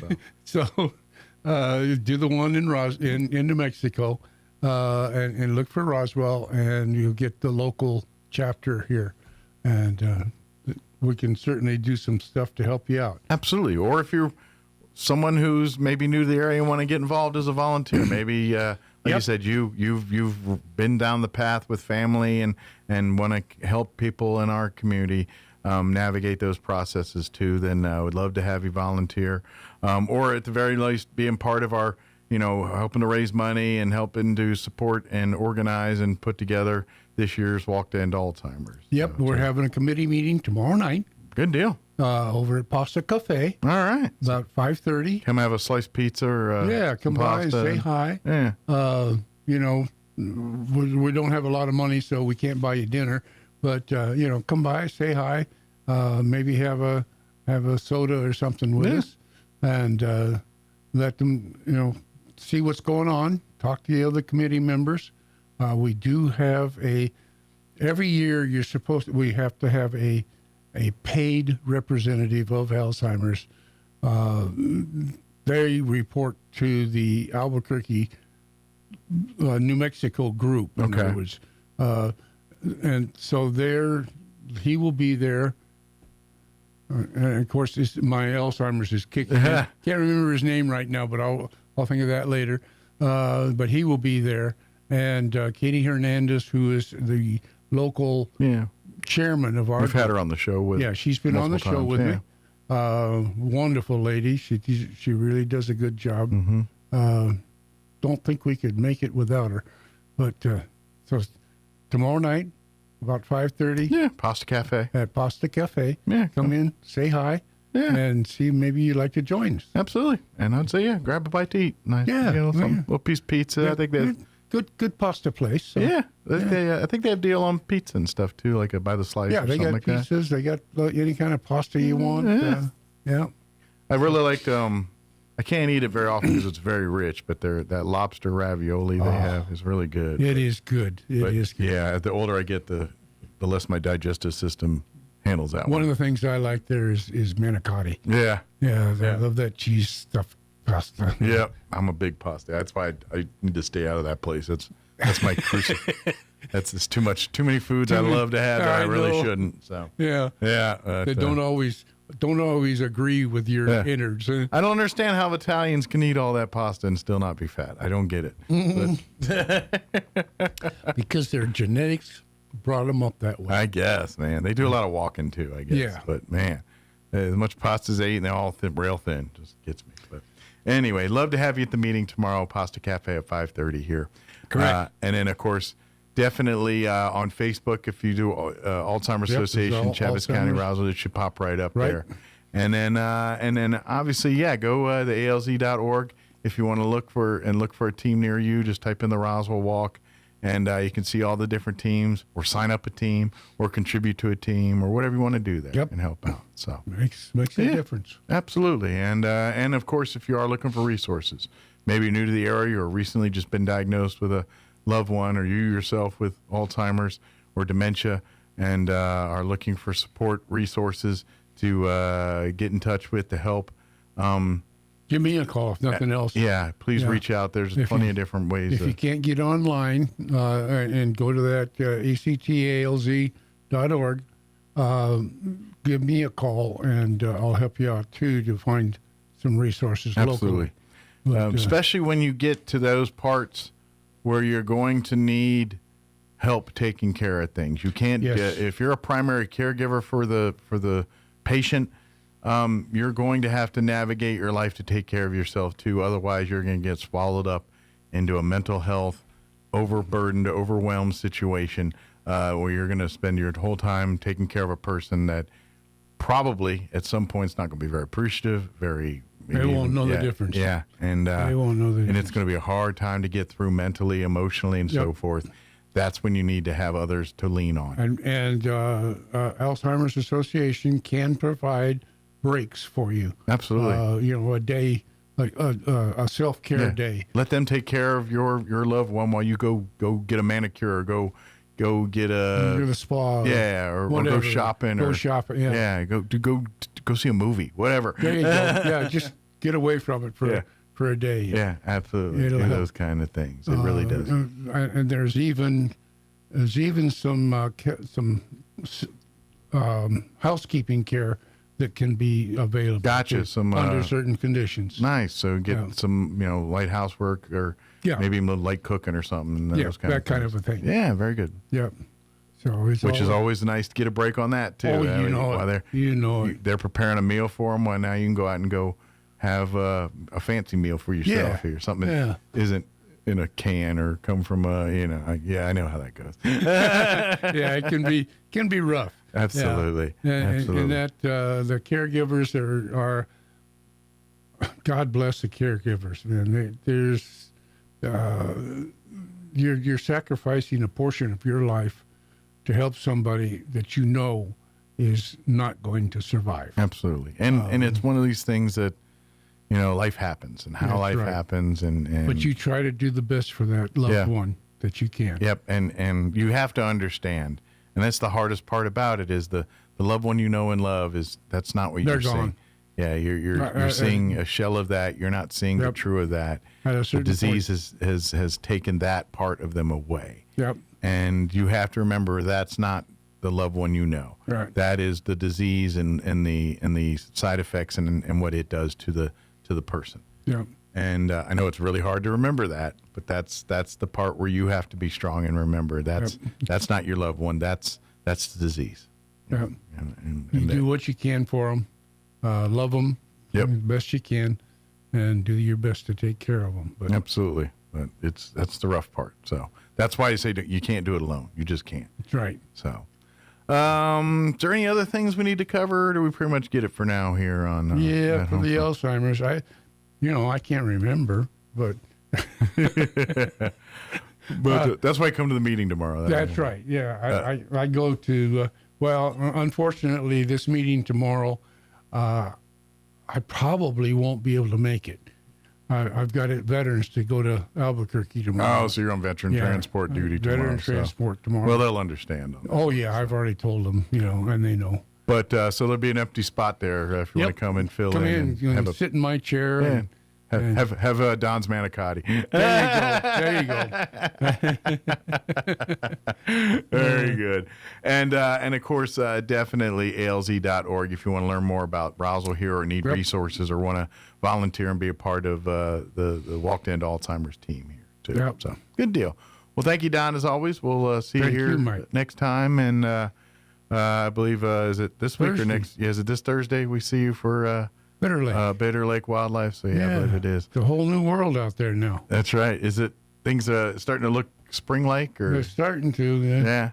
Are they getting some more staff coming back in, or is it still pretty light on that front? The billets are open. Okay. But there's, it's going to take a while to fill those places. Sure. The biggest gap right now is Steve Alvarez. He's retired, yeah. Yeah, he retired. He did what's a wonderful job out there for over 20 years. He's a staple there, yeah. So, but we're working on it. We're still going to have the Dragonfly Festival. Yeah, don't worry if you're not. We will muddle through and figure out how to do it. Steve in the area? Is he? He's still in the area. Okay. But he's trying to regroup and say, what's this retirement like? Yeah, he's kind of getting his feet wet. He's got to understand it. Figure out what life's journey's taking him next. There you go. For him. That's the way it is when you retire. You always you spent your whole life doing something, and then suddenly you don't have to do that anymore. And you're like, now what? What did I? Yeah. So and you're like, I don't want to be too busy, but then now once you're free, you're like, I have nothing to do with my hands. Yeah. So I want something to do. But you don't want to plan anything because you don't want to feel busy. But then once you're not busy, you're like, I don't want to be not busy. I want to be busy. Yeah. So there's retirement in a nutshell for you. Yeah. So Steve's learning finding his niche right now. He is. Where how much work he wants to do versus how much he doesn't want to do. Where does he want to do it at, if at all, or That's what happened to me when I retired. I got into all these different things. Sometimes I regret it. Yeah. But other times I say, damn, I'm glad I did that. I'm glad I'm involved in all these things. I just figure as a guy who kind of really his whole career he's kind of grown up around national monuments or refuges and nature. Yeah. I figured he'd stay around wherever nature one kind of appealed to him the most. And I'm guessing he spent a lot of time here in Roswell, so he kind of likes this desert Southwest. 20 plus years. So he must be. I imagine he's probably going to stay in the desert Southwest, and because that's what he likes. And but you never know. He'd be like, no, I'm going to go live in Outer Banks, North Carolina. He lived in Florida. He's been in California. He's been in Hawaii. He's been in all these different places. But so far, he likes this area. I think if you asked me today, I'd go to the Outer Banks. Would you? I'd retire to the Outer Banks and that beach life. Because that's to me that's beach life, but it's also not the hectic. Yeah. It's not as nuts as some of the other beaches. The Outer Banks is a lot more chill, a lot more. The only thing that scares me about that is hurricanes. Yeah. Well, I don't know if I live on the beach, but but I live in the near beach. Yeah. Yeah, close enough to where I can, go to the beach during the day. Yeah, I could go get on a car and go to the beach. Or there you go. I don't think I want to live on the beach because I don't want to pay that kind of insurance. But yeah. But yeah, I just want a place where, like, if I want to do all the stupid putt-putt golfing and all that kind of stuff, it's right there. There you go. Or go-kart tracking. There you go. Yeah, that's right there. So, anyway, well, Don, as always, thank you very much. Thank you, We'll Mike. see you next time. And we'll see you Thursday. We'll see you Thursday. All right, it is 8:46. Let us pause for news. Also, quick break, all the updates and all that good stuff as well. Don't go away. You're listening to Mornings with Mike Winters. With SRN News, I'm Rich Thomason in Washington. Trump border czar Tom Homan says more than 1,000 immigration enforcement agents have now been removed from Minnesota, but those investigating the storming of a church by anti-ICE agitators will remain, along with agents investigating allegations of fraud on a massive scale. Savannah Guthrie has released a new video as a search for her mother goes on, appealing to the kidnappers that it's never too late to do the right thing. Congressional Democrats still not satisfied with the Trump administration's release of the Epstein files. They're clamoring for more following the release of millions of pages of documents. Attorney General Bondi says all relevant information is now public. A new week and no progress toward ending the latest partial government shutdown, this one affecting the Department of Homeland Security. More details at srnnews.com. Now, time for another Otis Advisory. New York City's new experimental mayor, Zorro Mondami, is already learning the hard lessons of socialism, finding out you can't be both moisture-wicking and self-absorbed at the same time, or you'll just dry up. Yes, it's already happening to Mayor Zorro. His city is running out of money, and he needs other people's money fast. Where do I get more of this? Thought the young prince. And that's when marketing had to be called in to puncture the silence and find somebody else to blame. Same as when marketing was brought in to fix the botulism messaging thing. Goes like this. Come on, Uncle Otis. Let's go get a shot of botulism toxin. It'll fix all our wrinkles. But wait, the kids won't want some stinking botulism. No, but they'll damn sure pay big for a shot of something called Botox. Botox is a whole lot cuter and lots more fun. So don't worry, Mr. Mayor. Marketing will take care of your budget problem and find somebody else to pin it on. Just smile, practice walking fast to a meeting, and then hand out more of those gaily colored crack pipes. They do make great hand warmers when you're freezing out on the street in a blizzard. It's so Raven. But maybe you can still find some of those working men to go ahead and pick up the trash mountain stacked on the street. Careful though, there's somebody probably living up in there. Oh wait, experimental mayor told the sanitation guys they could work from home like everybody else. Oh stars. That's not gonna work. This is your Uncle Otis. I'll see you at the Peace March. All across America, this is the Red Apple Audio Network's Market Report, sponsored by Abacus Global Management. I'm John Terrett. There's nobody on Wall Street today apart from tourists, and that's because it's President's Day. So let's look back to last week when the Consumer Price Index was the big story on Friday. That's inflation paid by us all for goods, gas, and services. It showed that prices slowed considerably in January to 2.4%. That's the lowest since May, and a much bigger slowdown than economists have been expecting. Core inflation, which you get when you strip out volatile food and energy, well, that fell to 2.5%, and that is the lowest since March of 2021, the COVID era. Now, there was a lot of data around last week. It was data rich because on Wednesday we had the jobs report. It showed 130,000 new positions created in January, not the 65,000 that Wall Street expected, and unemployment fell to 4.3%. So let's now look forward to the week coming up, and it's not such a busy week as it was last week. We do get Walmart earnings on Thursday. Now, they see themselves as a technology company these days. That's why they trade at the NASDAQ, not the New York Stock Exchange. And right at the end of the week on Friday, PCE stands for Personal Consumption and Expenditure. It's more inflation data, and it's the one favored by the Fed. With business, I'm John Terrett. This is the Red Apple Audio Network's Market Report, sponsored by Abacus Global Management. What if the future of finance wasn't built around averages, but around you? At Abacus Global Management, we're reshaping financial planning around the most personal data point, your lifespan. But it's more than just insight, it's control. As a technology-driven asset manager, we're empowering investors with an integrated system to take command of your time, your future, your financial destiny. This is a new era of investing. Take control at abacusgm.com.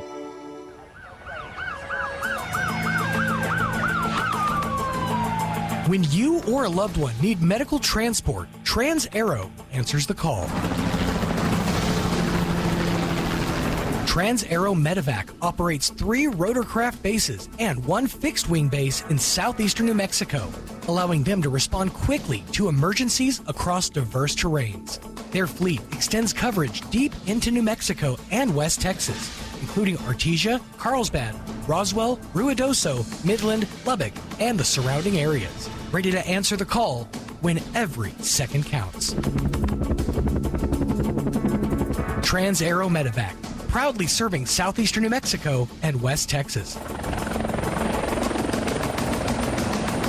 Flown for free, thanks to the partnership from the City of Artesia and Trans-Aero Medevac. Life support by air. Looking for a proven solution for facial wrinkles and the loss of facial firmness? At Care Valley Dental, we offer expert Botox treatment designed to soften fine lines, smooth wrinkles, and create that refreshed look that you want. Hi, this is Dr. Sarah Usher, and as facial professionals, we are the true experts with advanced training and precision you expect. You owe it to yourself to experience why Care Valley Dental is the expert in Botox treatment. Come see the team at Care Valley Dental at the corner of 9th and Main in Roswell, or call 575-622-4455. Hey Roswell, it's tax season, and your friends at Roswell Ford have an offer you're gonna love. We don't need your tax refund. Really? Correct. I'm not kidding. Don't wait for your tax refund. Right now, at Roswell Ford, you can buy a new Ford with 0 down and no payments for 90 days. Still making payments on your current car, truck, or SUV? Roswell Ford will do whatever it takes to get you released, even if you owe thousands more than your trade is worth, so you can get massive savings on a great selection of new Fords and quality pre-owned vehicles. Worried your credit is not getting any love? Roswell Ford has partnered with more aggressive lenders that will push to approve your credit with great rates and terms, even if your credit is less than perfect. Roswell Ford makes buying a new or quality pre-owned vehicle fast, fun, and easy. So don't wait for your tax refund. Get huge American-made savings right now. Get on board at Roswell Ford, 821 North Main Street in beautiful Roswell. Call 575-623-3673 or online at roswellford.com. Interest accrues from date of sale, subject to lender approval. Offers not combined on select vehicles.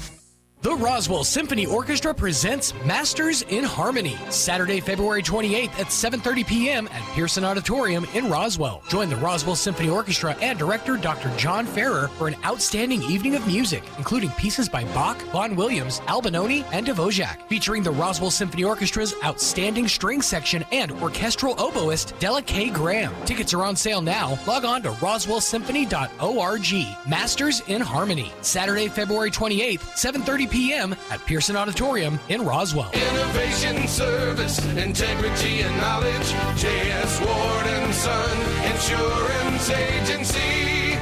Auto and home, life personal and commercial. Bonds too, since 1925, we have the coverage for you. Innovation, service, integrity, and knowledge. J.S. Ward and Son Insurance Agency.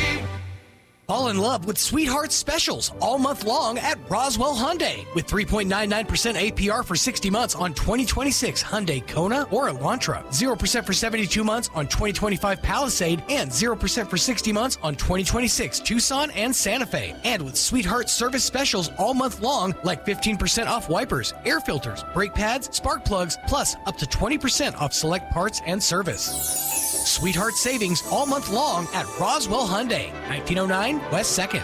This is a special alert to all Americans who own a vehicle with less than 200,000 miles with an auto warranty about to expire or with no warranty coverage at all. Due to a decline in the economy, CarShield is announcing a low-cost month-to-month vehicle protection plan that is now available to the public to save any driver out-of-pocket expenses on future auto repairs. Call now to find out how you can pay almost nothing for covered auto repairs. Yes, you heard that correctly. Pay almost nothing for covered auto repairs. An open phone line has been established for all drivers to call for a free quick quote. Call 800-517-9414 now. Drivers who are covered will not have to pay for covered repairs again. This protection plan is at an all-time low. Additionally, drivers who activate this vehicle protection today will also receive free roadside assistance, free towing, and car rental options at no additional cost. Call us for your free quick quote today. 800-517-9414. That's 800-517-9414. What do you have to lose? Call 800-517-9414. Again, 800-517-9414. Here's a Mornings with Mike Winters fun fact.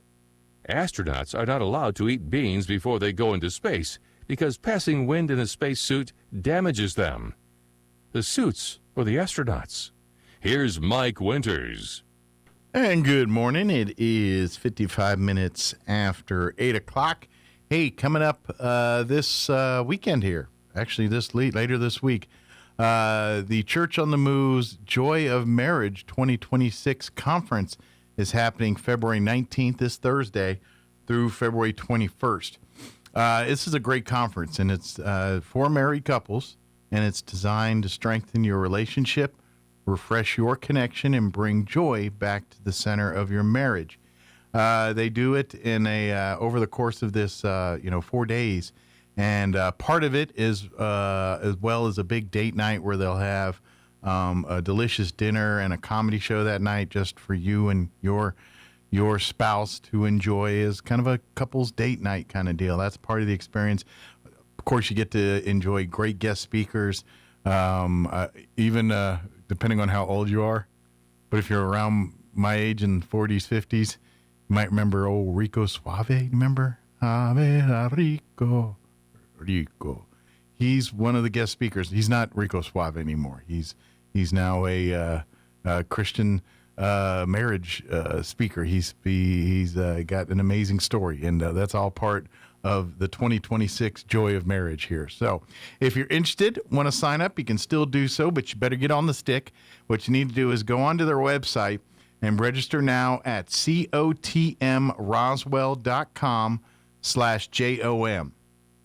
Again, that is cotmroswell.com/JOM. And it is happening this week, Thursday, February 19th through the 21st, the 2026 Joy of Marriage Conference here with Church on the Move.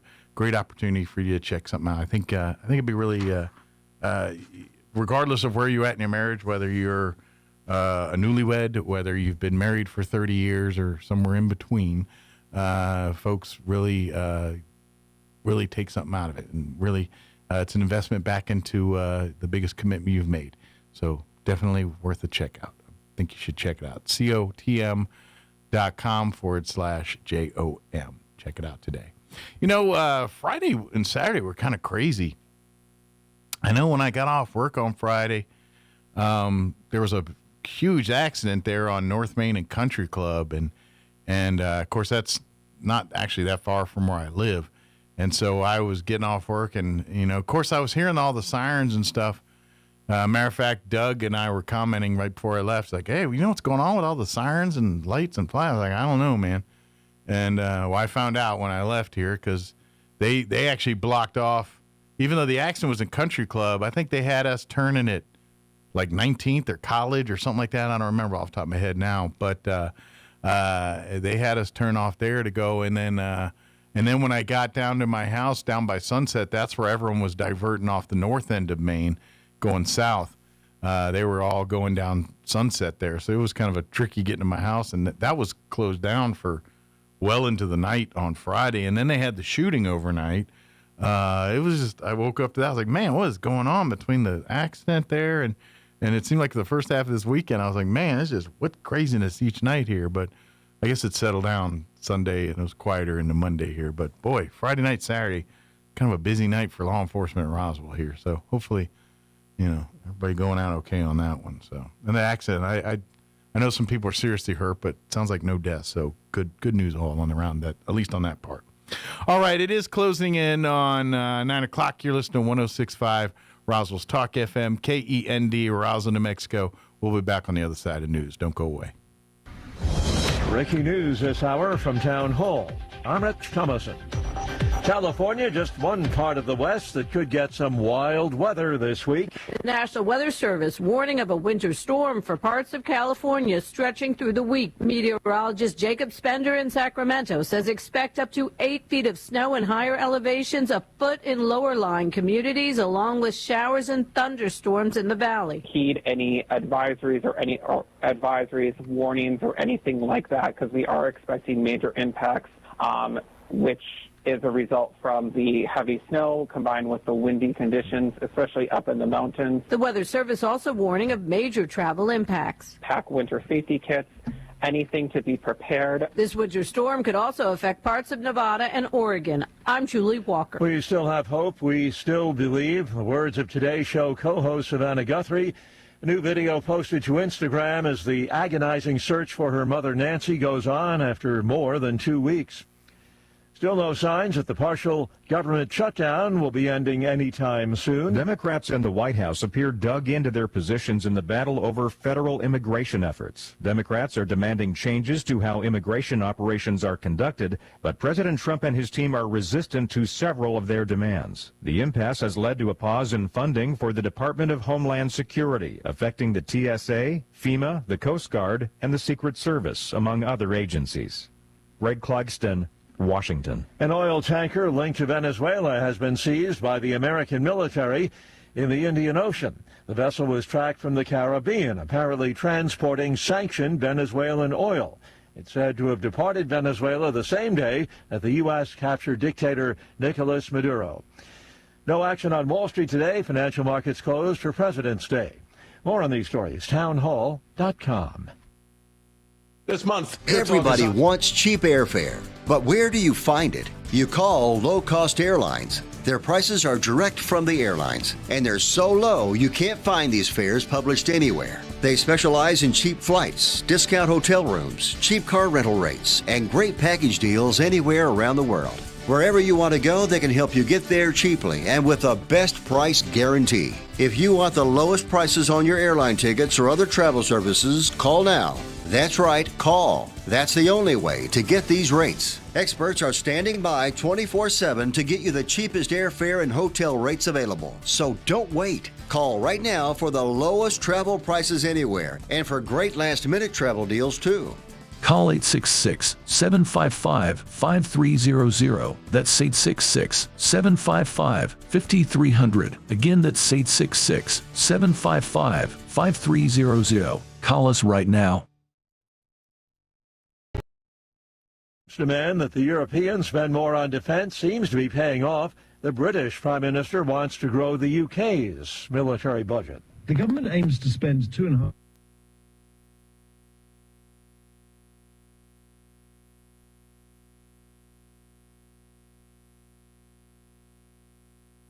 Larry's is a real rags to riches story. He was a stray cat who was adopted in 2011 by Downing Street from the Battersea Dogs and Cats home to deal with a rodent infestation. His record on that score is a bit mixed. There have been suggestions he hasn't actually caught that many mice in his 15 years in the post. but he's become a much beloved fixture of Downing Street. The journalists who come to this street every day regularly give him treats and wait for him to appear from behind the black door just so they can get shots of him posing or prowling or generally going about his daily business. Correspondent Jill Lawless reporting. News and analysis, townhall.com. The idea of taking more than a 2-week vacation from work to recover from burnout or rethink life is slowly gaining favor. Extended career breaks go by many names: mini sabbaticals, adult gap years, micro-retirement, and many others. Taking an employer-approved leave, maybe saving up for a long pause or adventure. While not everyone can go months without a paycheck, sabbatical experts do say that stepping back from the job to rest, travel, or try something new may not cost as much as you think. The main thing is get your rest and learn how to recharge. Jason Walker reporting. President Trump says members of his newly created Board of Peace are pledging $5 billion toward rebuilding war-ravaged Gaza. More on these stories at townhall.com.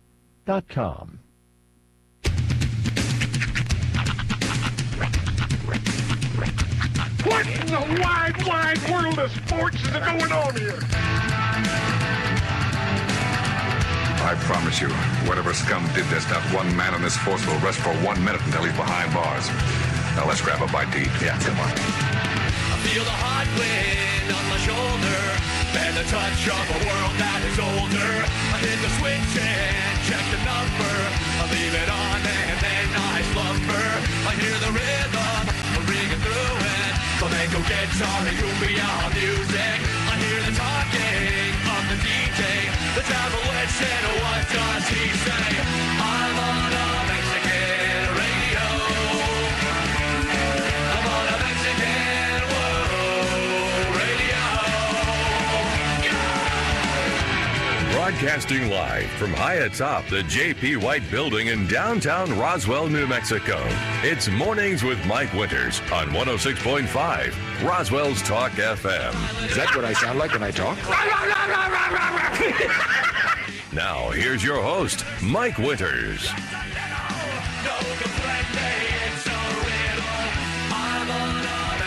And good morning. It is 6 minutes after 9 o'clock.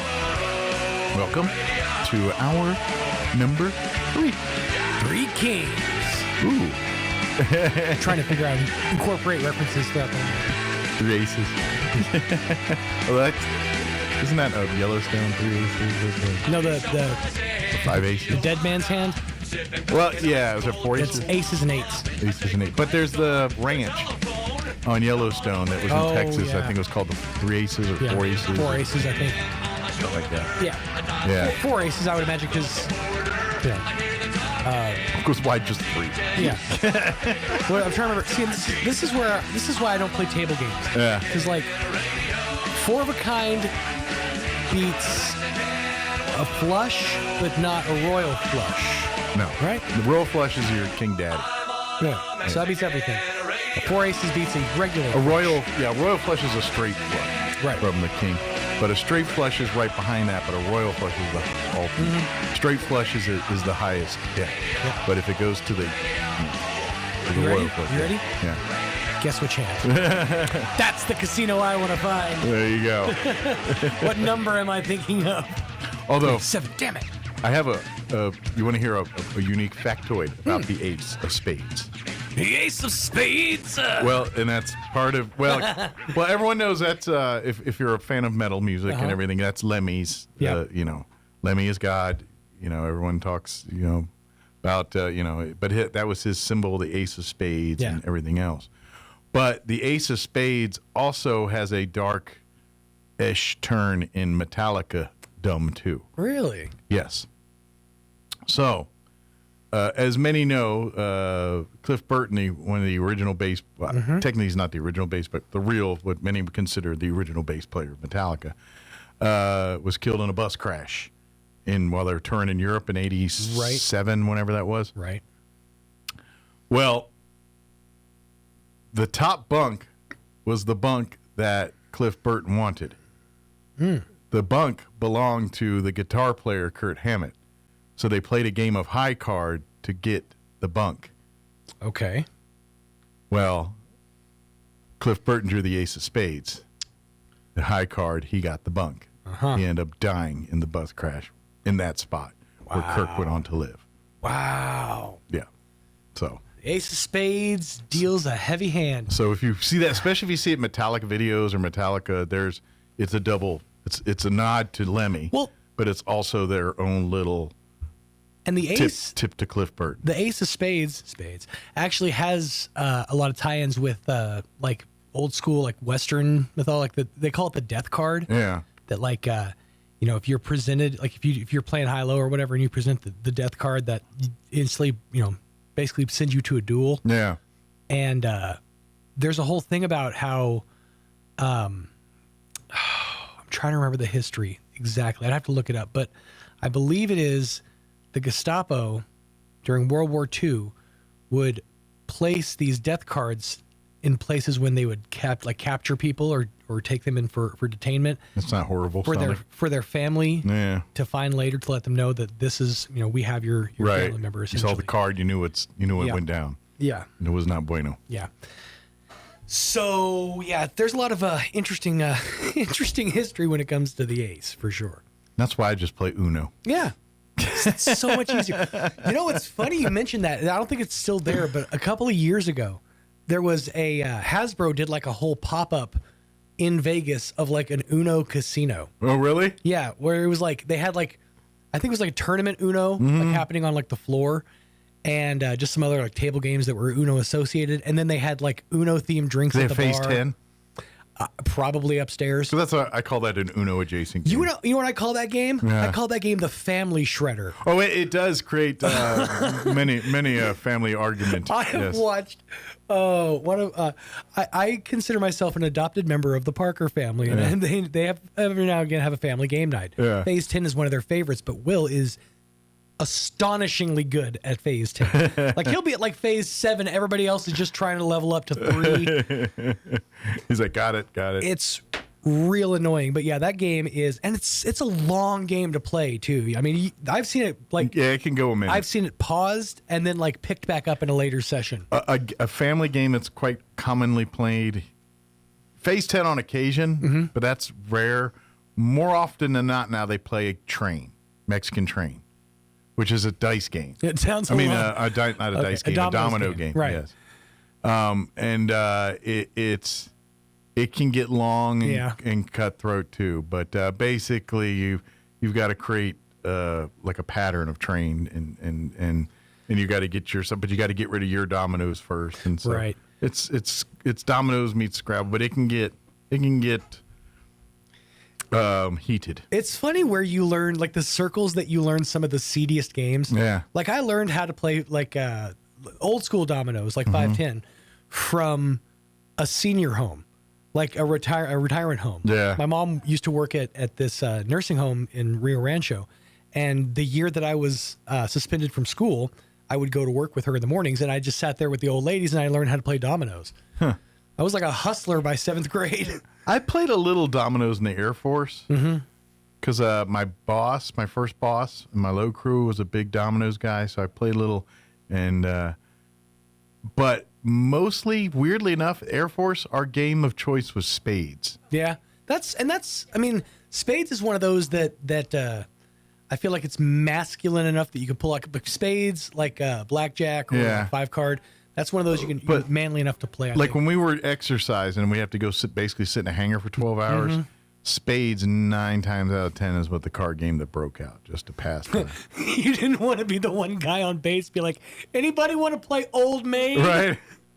Go fish? Anyone? But when I was in the Scouts, our card game of choice was hearts. Really? We played a lot of hearts in Scouts. All right. I played a lot. When I was a kid, I played a lot of rummy. Yeah. That was our go-to. Not gin rummy, just straight rummy. Like I would play that with my grandma. My father's side grandma was a huge solitaire player. Right. But again, before the computer. She literally would sit in the back kitchen with her with the pot of iced coffee I used to tell you about. Right. And she'd sit there with a deck of cards, and she'd literally play out solitaire. And she would do it to pass the afternoon while she's waiting on the roast or doing whatever the day's going on. I'm going to trigger a specific group of people if they happen to be listening, and that's kids that were in band when I was in band in high school. Yeah. We learned this card game called Mao. Okay. And I'd have to go back and try to remember how to play it.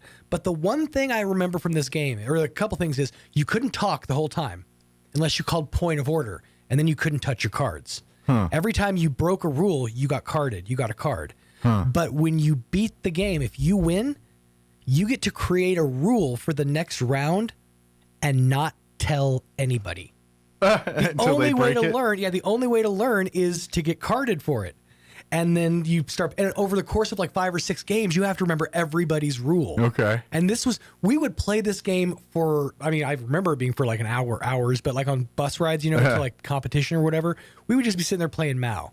That was the coolest game in the world. How did these rules go? Because it wasn't like, all of a sudden you slap a card, it's like, what was that for? You didn't give me $100. Well, I wouldn't go that far.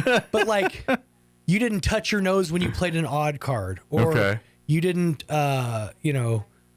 say ram-a-lam-a ding-dong when you played a spade or something like that. Do you have to tell them what they did, or do they have to figure it out? They have to figure it out. Okay. Like, if you card somebody for it, you have to tell them the violation. Okay. So, failure to ram-a-lam-a ding-dong what'd I spade. do? Then you're like, scratch my nose, pick my butt, But then you got to remember, because you're like, there's some like suits get different, like 2 different rules, so you got to like pull your ear and ram-a-lam-a ding-dong.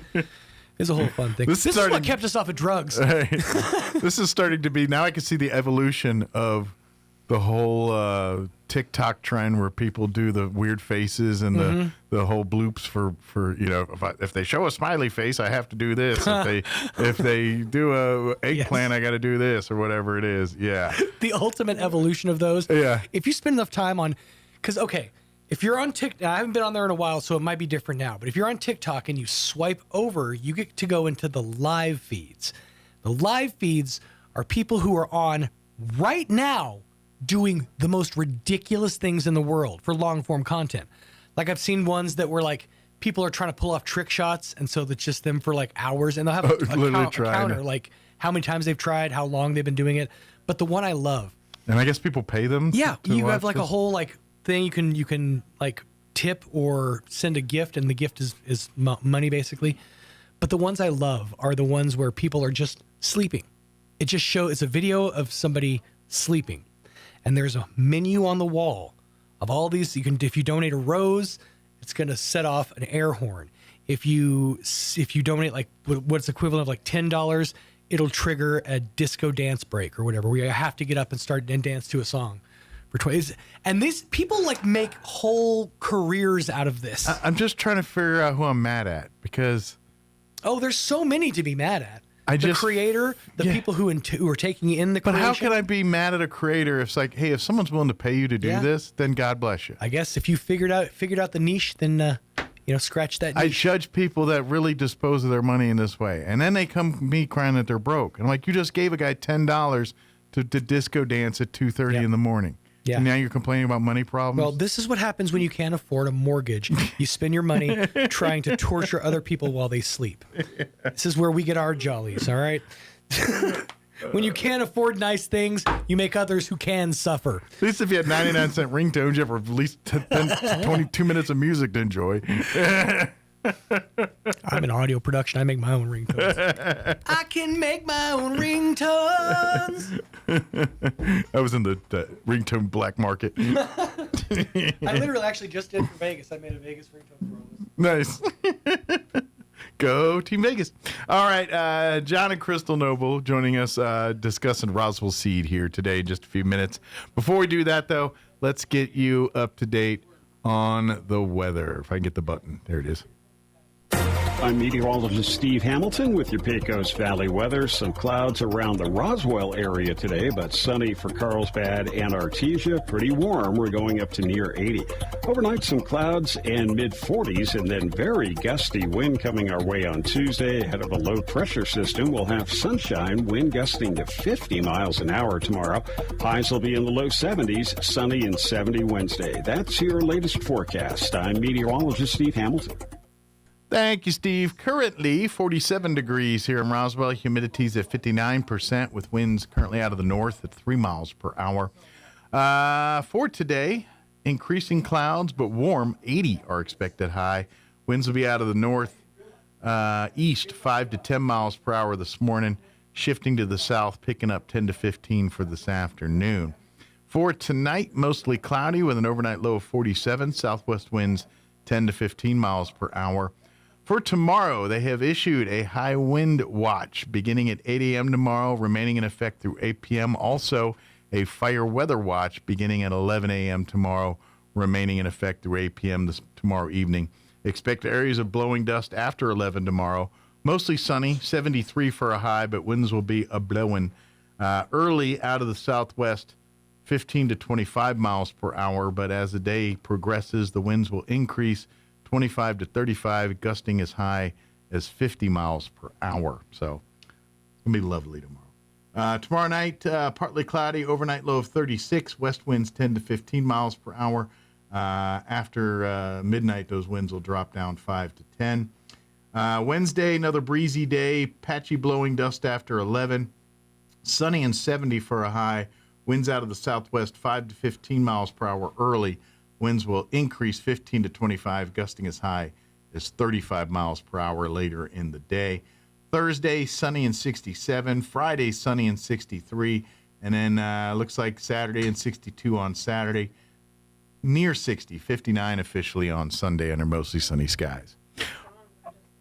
All right, it is 20 minutes after 9 o'clock. We're going to take a quick commercial break, and then we will talk with John and Crystal Noble from Roswell Seed, who's going floral today. Don't go away. Hey, Roswell, it's tax season, and your friends at Roswell Ford have an offer you're gonna love. We don't need your tax refund. Really? Correct. I'm not kidding. Don't wait for your tax refund. Right now, at Roswell Ford, you can buy a new Ford with zero down and no payments for 90 days. Still making payments on your current car, truck, or SUV? Roswell Ford will do whatever it takes to get you released, even if you owe thousands more than your trade is worth, so you can get massive savings on a great selection of new Fords and quality pre-owned vehicles. Worried your credit is not getting any love? Roswell Ford has partnered with more aggressive lenders that will push to approve your credit with great rates and terms, even if your credit is less than perfect. Roswell Ford makes buying a new or quality pre-owned vehicle fast, fun, and easy.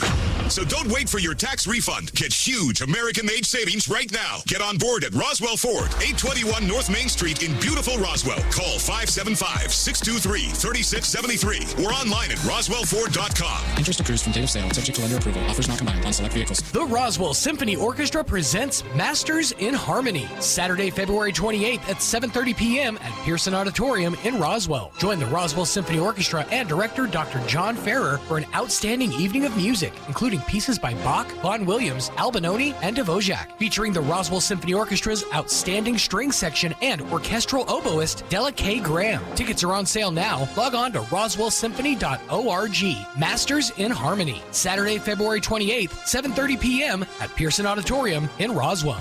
Get a built-in look with a Whirlpool flush mount dishwasher that installs flush with the surrounding cabinets at Bush Appliance in Roswell. A third rack provides space for silverware and hard-to-fit utensils. Plus, this dishwasher meets ADA standards for acceptable design. Shop Whirlpool dishwashers today at Bush Appliance in Roswell. Who you gonna call? Bush Appliance. Stop by 111 West Country Club Road in Roswell or call 575-622-6390.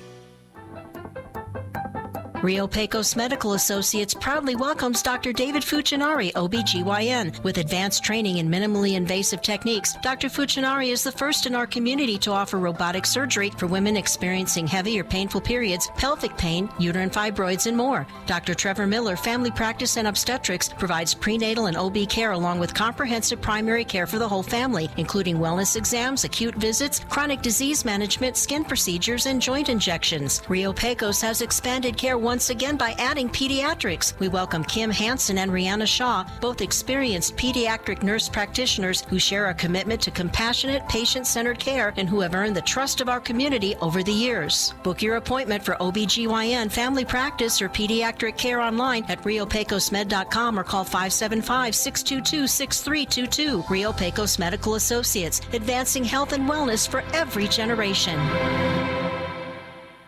It's Mornings with Mike Winters. He's portly, short, balding, short-sighted, and long-winded. Sorry, ladies, he's taken. Here's Mike Winters. And good morning. It is 23 minutes after 9 o'clock, and joining us in studio this morning, wearing the Roswell Seed hats this morning, John and Crystal Noble back with us. Good morning, guys. Good morning. How's y'all's world this morning? Oh, I'm pink. I haven't talked to you post Super Bowl, so I'm like, Seahawks. You happy with that outcome? I know you're not really being fans of the Raiders. I am not a Cowboys Patriot fan by any means necessary. Yeah. However, I would have rather seen them than the Seahawks. Yeah. Although NFC is my side, but I would have rather seen the Patriots than I'm the happy Seahawks. for saying Darnold. Like that's that's a winner story there. I mean, he underdog was story. literally the redheaded stepchild. I mean, the poor guy, he got bounced, he kicked, and But I wanted to see, Vrabel win a Super Bowl. He played for, the Patriots. Patriots. There does seem a hint of this was like, let's punish the Patriots this year. Yeah. Oh yeah. And boy, did they ever? I mean, they snubbed the Hall of Fame here with the owner Kraft. Belichick. And Belichick too. Yeah. Yeah. It's kind of Which what's the funniest thing on that? I was reading a deal. So Bill Belichick told the NFL, he was all like, pull my name from being, forever. And they were all like, okay, that's what you want. That's what you want. So they pulled it, not thinking. So Belichick gets to get back all of his Patriot stuff that's in the museum. Oh. And it's like over half of the Patriot stuff is his that he donated to the museum. All right. So look for the Bill Belichick Hall of Fame. Yeah, basically Hall of Fame building somewhere. Yeah, That 24-year-old wife of his or whatever's going on it. So. Yeah. She's in it for love. I was like, okay, yeah. Pageant queen or whatever she is. Yeah. Yeah. I mean, it's his life, and he could push it off the rails all he wants to, but it's like, man, you're not even trying to hide it, dude. No. You married to your wife for 63 years and dump her for a 22-year-old. Right. It's like, yeah, there's a lot of love right there, yeah. But hey, whatever. No, somebody just gets hymns. So. And then I'm just North Carolina, and then what's going on there and everything else. It's just interesting, He could have literally rode off in the sunset and probably been everybody's hero, right? But no, he chose not to. Yeah, so God bless him. I guess it's his life. Oh, when it's in your blood, I guess it's hard to get it out of it. Yeah. Well, and at the end of the day, the dude's got 7 Super Bowl rings. I mean, who's going to tell him he's? Yeah, I can't say that he didn't do it right. And he knows the rest of his life, even if he never ever is in the Hall of Fame, everyone goes like, come on. Yeah. The guy has 7 Super Bowls. Yeah. It's the Pete Rose thing all over again. All over again, yeah. It's that, so. But anyway, how is life at Roswell Seed right now? Oh, peachy. I know we're kind of probably transitioning into spring-like thoughts and preparations. Oh, boy, and are they coming early? Yeah. Because don't get me wrong, it's warm out. I get it. We got our elm trees are already starting to show signs. Winter trees don't know what to bloom or hibernate or what they're supposed to do right now. So the old saying here is if the mesquites start showing blooms, then winter is over. That's the telltale sign. Yeah, I haven't had to hide behind any mesquite bushes lately, so I haven't really looked. But I'm going to try to get out there and take a peek and see what Mother Nature officially says, So, but we are close. We're very close, yes. I don't think we're going to have another serious freeze or anything like that. I think we're just going to be. So, Matt, basically, because of course, the Ag Science Center kind of does their soil temperatures every day. Yeah. We'll probably hit that point where every day it's going to go up a degree or two until it hits that, 50, whatever the magic number is for 70-something. 71 or 72, I think is what it is. We're not there yet, folks. So No, don't even start thinking about that. No. Usually it's not supposed to hit till like April or May time frame. So generally, yeah. When because people always ask me, well, I said when our evening temperatures start creeping up, that's when our ground temperatures start creeping up. Well, it was like 95 degrees today. Yeah, but it was 34 last night. So that's not that ground temperature is not going to come up very much. So it's scientific. I'm not a scientific person. I have no idea. All I know is like when we were kids, you wanted a cooler, you buried. You know what I mean? Yeah. You buried it in the ground there for your sodas. Yeah. Yeah. That's how you kept stuff that's cold. how you keep stuff cold, Yeah. There's a science behind that. Yeah. What was funny was my brother, he got a hold of me one time and he was like, hey, can you get me some swamp coolers? I was all like, yeah. I'm like, dime a dozen around here. He's like, I need 2. He's like, I don't give a damn what I just need. And I was like, okay. So found him 2 swamp coolers, shipped them to him. And told him, so what are you doing? He says, air conditioning. And I was all like, in Northern California? Okay, dude, you got some whatever. humidity up there? Yeah.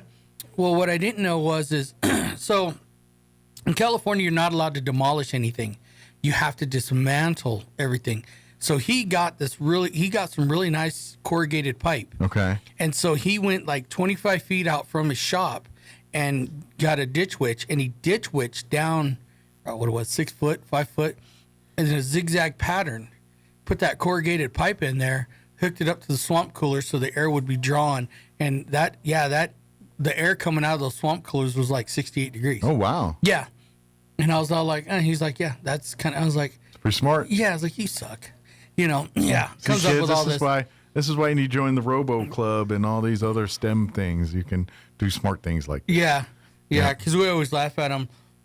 He also went. They dismantled a old hospital. So he bought 2 hot water heaters. They're huge. They're like monstrous. I was like, what are you going to do with those? He was all like, hot water?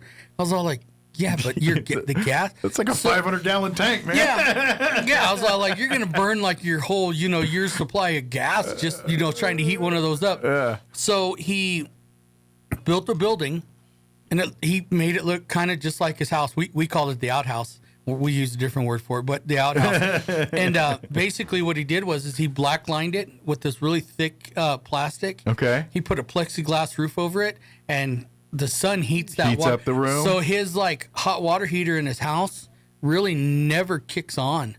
And then he also has solar floors in his home. So he's got marble floors in his house. Nice. And you walk around, it's like 70 degrees the whole entire time. And that's what it does. That's pretty ingenious. Yeah, she was in love with that. I was all like, yeah, lay down on the floor. You'll be nice and warm. Yeah. 12 inches of snow outside, and you're walking around inside of a house with socks on. You're right. It's like nothing. I'm a little toasty. Yeah. Well, they don't allow shoes in the house anyway, so you are walking around in socks. Yeah.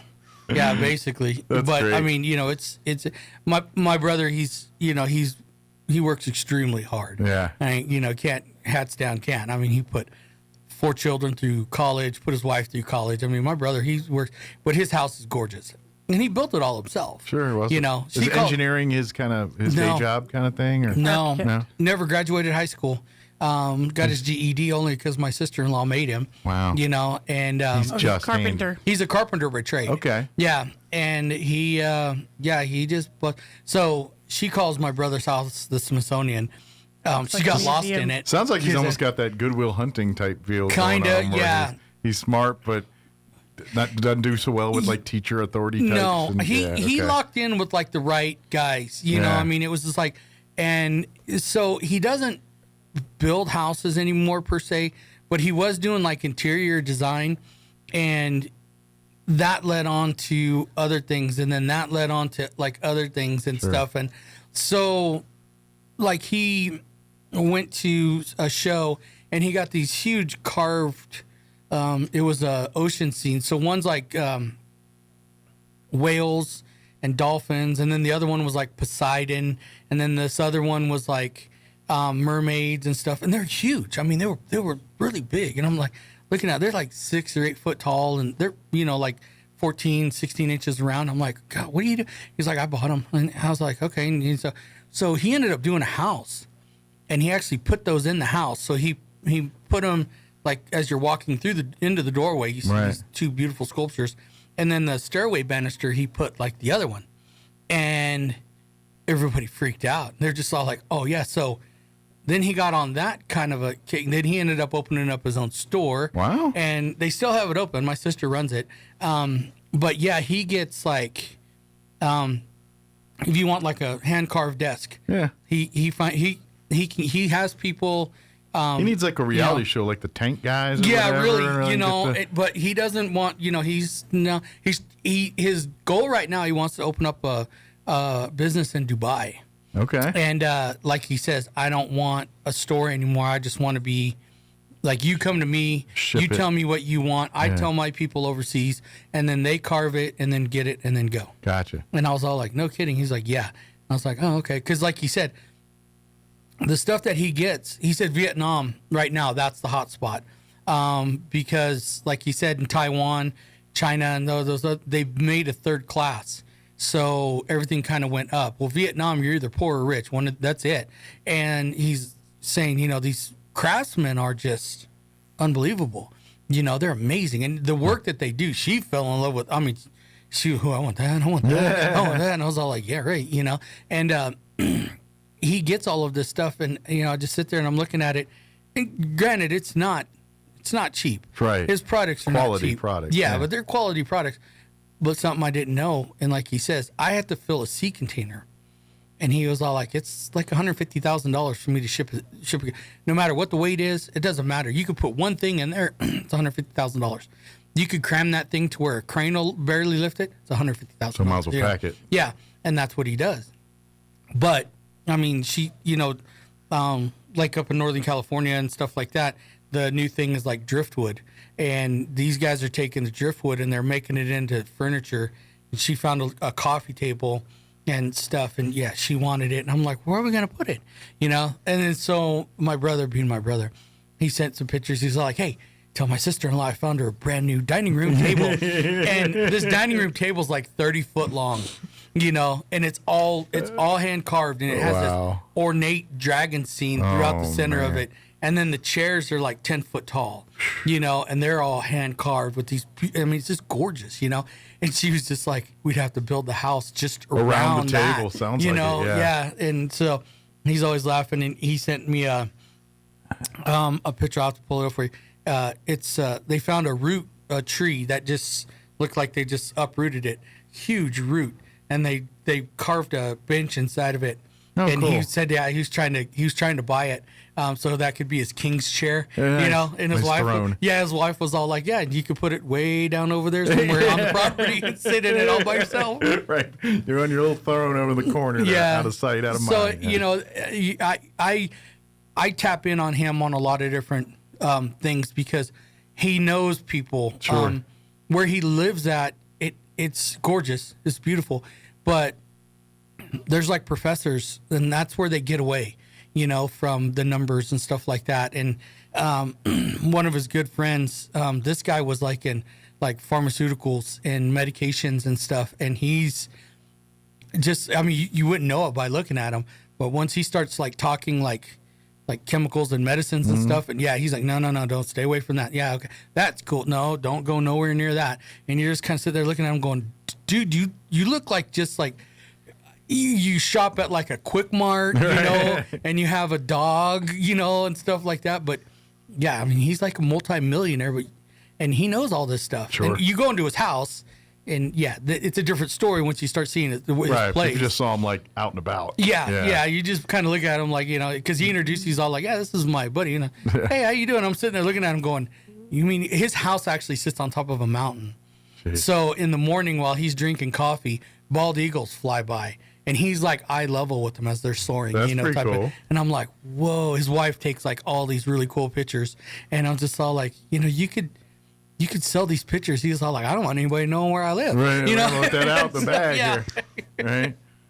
But every commercial or every day is like the dang was it Bud Light or Clydesdale? With the eagle. Budweiser. Free bird. Yeah. So I mean, I ask him various things, and then I do have people that I ask a lot of questions for the residents of Roswell and Travis County. because they deal with a lot of different stuff than I do. Like I'm tapping into more and more of my friends that live in more humid areas to find out what they're dealing, how they deal with this. Since we've gotten a little bit more, we're getting more and more humid. Normally, So it's it's kind of they're calling me, hey, you guys are dry as a stamp. How do you deal with it? It's like I give them info, and then now I'm asking for info back. Yeah, it's like now we got moisture. How do you deal with mold and things that we never deal with before? And that's just it. I mean, they're telling me the chemicals to stay away from. Tell me, and insecticides. That's one of the big things right now. Everybody coming in saying, well, I spray this stuff, it's not working. It's like, ugh, and then, hey, I'm, looking at, okay, maybe, you need this and try this stuff. And it's like, okay. And then, okay, who do I know that's got the most bugs? Hey, I got this stuff, try it out, and then, she gets a lot of it too. I'll be like, here, try this. Tell me what you think. It sucks. Okay. We're not going to use that no more, so. But trial and error. Yeah. That's been 100 plus of how Roswell Seeds does things on, knowing what's best in what parts of town and things like that. And so as we see the landscape evolve here because these floods and weather changes, you guys are starting to pick up the patterns and seeing those one at a time here and getting those knocked out. And it's funny because you talk to the old guys and it's global warming, and these guys are like, it was like this during the 30s, no big deal. And I was like, okay, during the 30s, so this has happened before. And, oh yeah, it happens like every so and you're just kind of like, okay, well, I can't ask you what you all use because it's no longer exists, right? Type of a deal. So it's kind of like, so then I got to put on my big boy hat and call my chemical people and have to give find out what the alternative or substitute is for. It's like they don't let you use napalm anymore. Basically. And it's funny because I got to try to talk smart to my chemical people, which in reality I'm thinking it's like me speaking Spanish to one of my Spanish friends. They're just kind of looking at me going, yeah, you just give me it in English, bro. The flux capacitor on this bad boy, same mentality. They're just kind of looking at me like, we need proper bifidus regularis. One of them, she's in Dallas. I told her, I said, if I ever make it to Dallas, I said, I'm taking you to lunch. I'm going to kiss one cheek or the other right in the middle, wherever you are, because she's. I call it, hey. She's like, oh, hi, John. What do you want? This is going to be a conversation. This is going to be a good one. I got these thingies. Shut up. Dooflotchies. To be exact. Yeah. But, So we do try to keep up as much as we possibly can on it. At least I do. I mean, we all try to make a really conscious effort. Sure. A lot of phone calls, a lot of emails. A lot of feedback from the people. That's what I go off of. Sure. It's like we want you to try these things and give us your feedback and honest feedback. If you're getting great results, awesome, tell us. But if you're not, all right, tell us as well so we can rectify that and scratch it off the list and move on here. But. So we got some really heavy duty insecticide. We've actually tried it. One of the few there's a lot of the products we try to get out so people could tell us and this one went super duper crazy with this insecticide, and it works. It really works. We didn't have flies, mosquitoes. Of course, she was dancing around the yard spraying it everywhere, But killed scorpions on contact, bad, quick. So that's something that we're going to be pushing. As far as some of these other weeds that are popping up all over the place, we get it. I'm bringing chemical in for that. Some of this stuff, though, it's kind of like, I can bring in the heavy duty chemical, but if you really don't pay attention, you will destroy ground, type of deal. Well, there's surgical strikes, and then there's the carpet bombing approach. And I'm going with the carpet bombing approach. Because the surgical strikes. Not that I'm saying that people aren't smart enough to do it. It's just our water and soil. How is that going to react? Sure. Type of a deal. It's something that's too close that you have to kind of fine tune. That I don't want to be burning through yards trying to figure it out. Well, and it really depends on the end game of what's going on. Like if you're doing crops and things on here, then maybe we need to be a little more surgical. But if you're just trying to deworm a yard or de-weed a yard and maybe start over with grass, then we can go nuclear there. Yeah, kind of deal. Yeah. So there's that whole give and go, and I can't do what I want to do. I'm just hoping that the products that I bring in will last a good 10 years before something else starts to evolve and change. Absolutely. Or we go back to how we were. Dry. Well, it's chemistry at the end of the day, and it's like no different in your human body, whereas, it's like antibiotics. This is why they tell you not to overuse antibiotics, because you build immunities to these. And guess what? That's what happens with soil and things. As you're putting in nutrients and doing things here to, at some point it builds a tolerance, or it builds or the thing you're trying to control adapts and works a way around whatever that is. The weed says, "Oh yeah, hold my beer," because that's what Mother Nature does. Yeah, it finds a way to live. Yeah, and I find it you're trying to get chemistry answers from a diesel mechanic, basically. Right. Is how it works, right now, and so. But it's literally the Malcolm Jurassic Park, the chaos theory, life.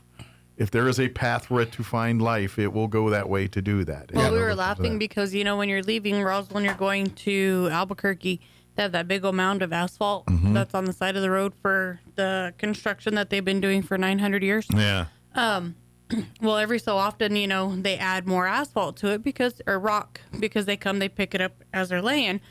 Weeds are growing out of that thing left and right. I'm like, that's funny, because that's just a pile of rocks.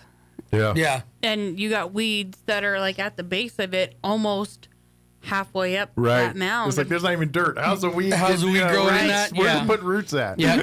Welcome to Chavez County. Yeah. Welcome to the high desert, guys. Yep. Exactly. Yeah. Bee orders.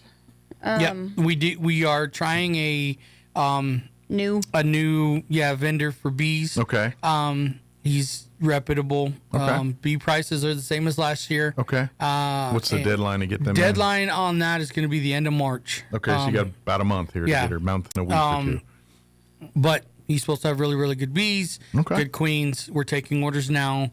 Let's see what else. Well, and now if you're interested in the beekeeping process, and if this is your first time, now's the come to Roswell. See, not only put that order in, but prepare your hive. Your hive ready and get come down and done. talk to me, because I've had a couple of people.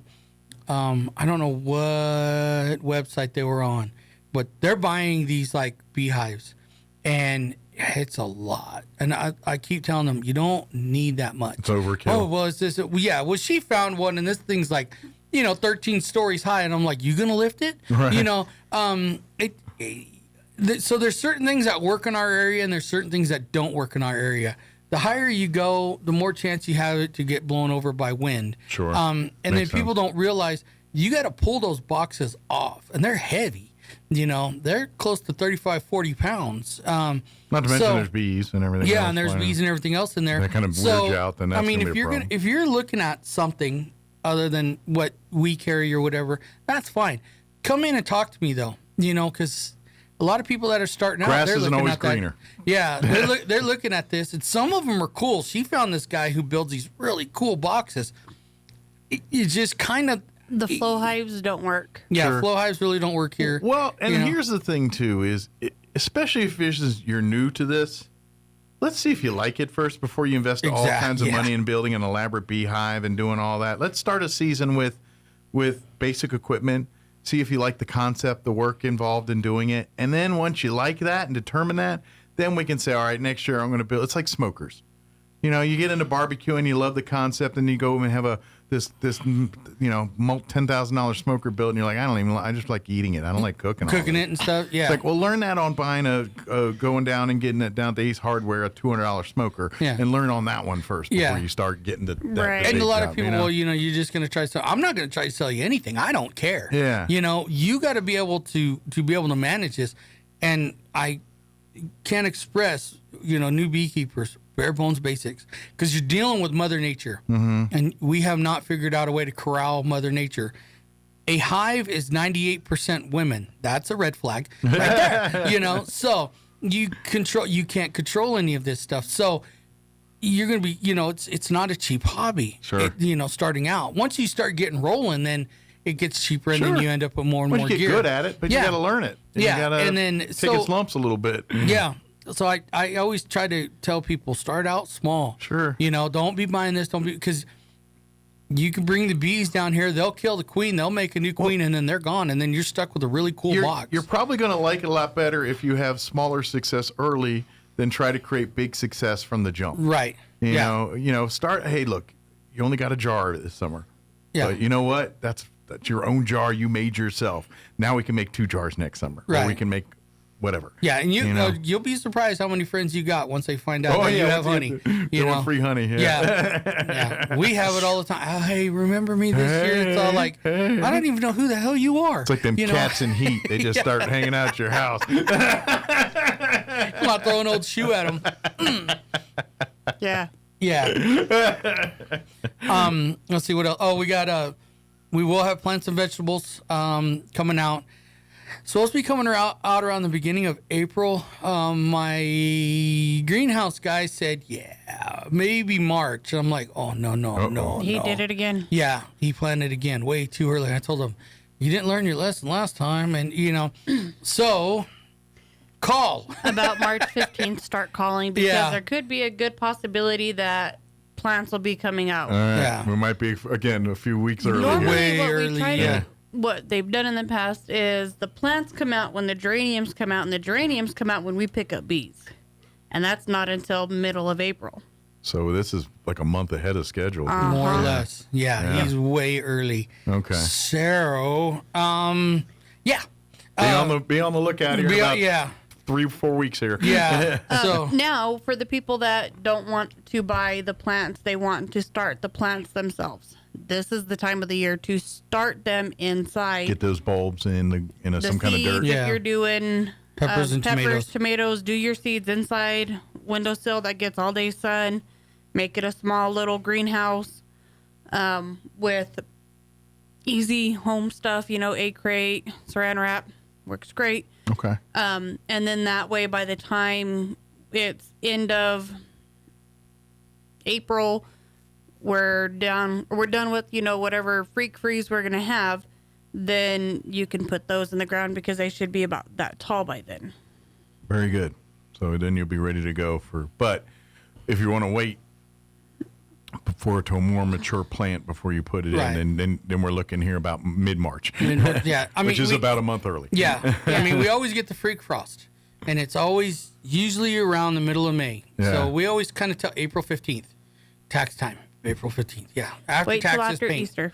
No, because Easter's the 4th this year. I said wait until after. Oh, yeah. Generally, it's taxes. When you're pissed off at all your taxes that you had to spend, that's go about ahead. Time yeah, right that's then. a good time to go ahead and plant stuff. Yeah. Get out there with a pick and shovel and beat the ground up. There you go. Although taxes this year might make people more pleasant. I hope. Because we got ours done now my wife and I's 25-year marriage history. We have never, ever, ever, ever, ever, ever gotten a refund. Ever. This year, we still got to pay the state $200, but we're getting like $75 refund from the feds. Oh, nice. Normally, I pay about, on average, $1,500 in taxes. That's us. A year. Yeah. On average. Yeah. I literally, we got to pay. So at the end of the day, I think I got to pay like $150 in taxes to the state, but I'm getting like $75 or $70 back from the feds. Oh gosh. First time ever in our marriage, 25 years. I'm kind of happy now. Yeah. There's I hope. hate taxes. They're the stupidest You thing don't in the even world. do them. I know, but they're still stupid. Because I always get to hear, and I'm like, oh yeah, here we go. I'm fortunate there. My wife's father-in-law, CPA, retired CPA. So he's done my taxes for the last 25 years. Easy, huh? Like either a case of beer, some cookies, you're Not in. even. Yeah, not even, huh? There you go.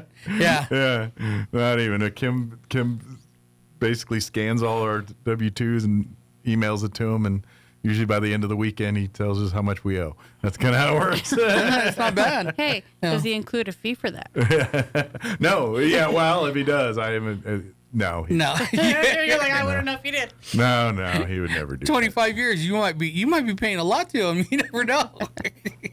It's true. That's true. But it's kind of ironic because, like usually for Christmas, they give us like a check every year, and so a lot of years that check we get for Christmas pays for the taxes. So anyway, if he does, then you just give it to yourself anyway. You just paid yourself. Right.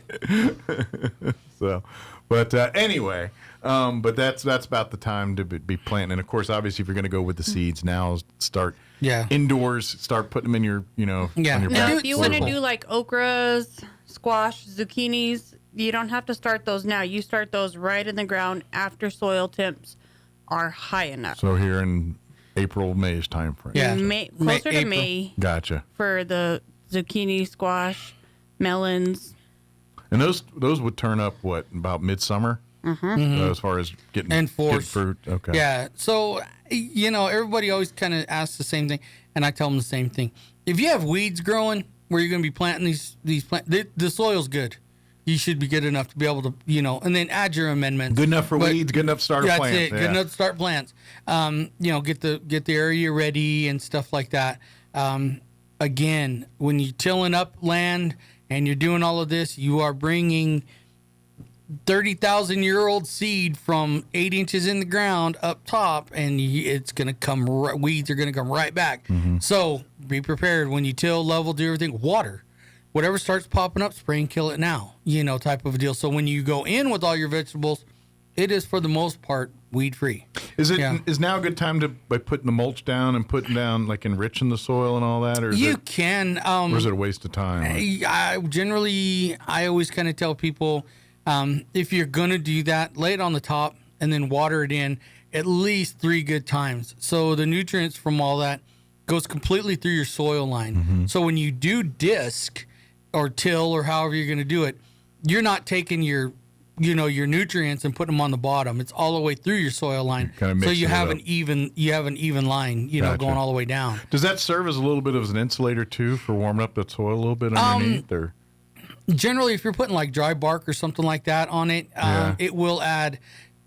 The purpose behind it is to hold moisture, and keep the ground cooler. Gotcha. So that's why you put that bark and stuff down. Gotcha. Okay. And a lot of people, they'll put bark down and they'll leave it down all throughout the winter, so it'll deteriorate and fall apart and everything, and that's what they want. And then when they disc it under, then they have a really good fiber line throughout their soil base.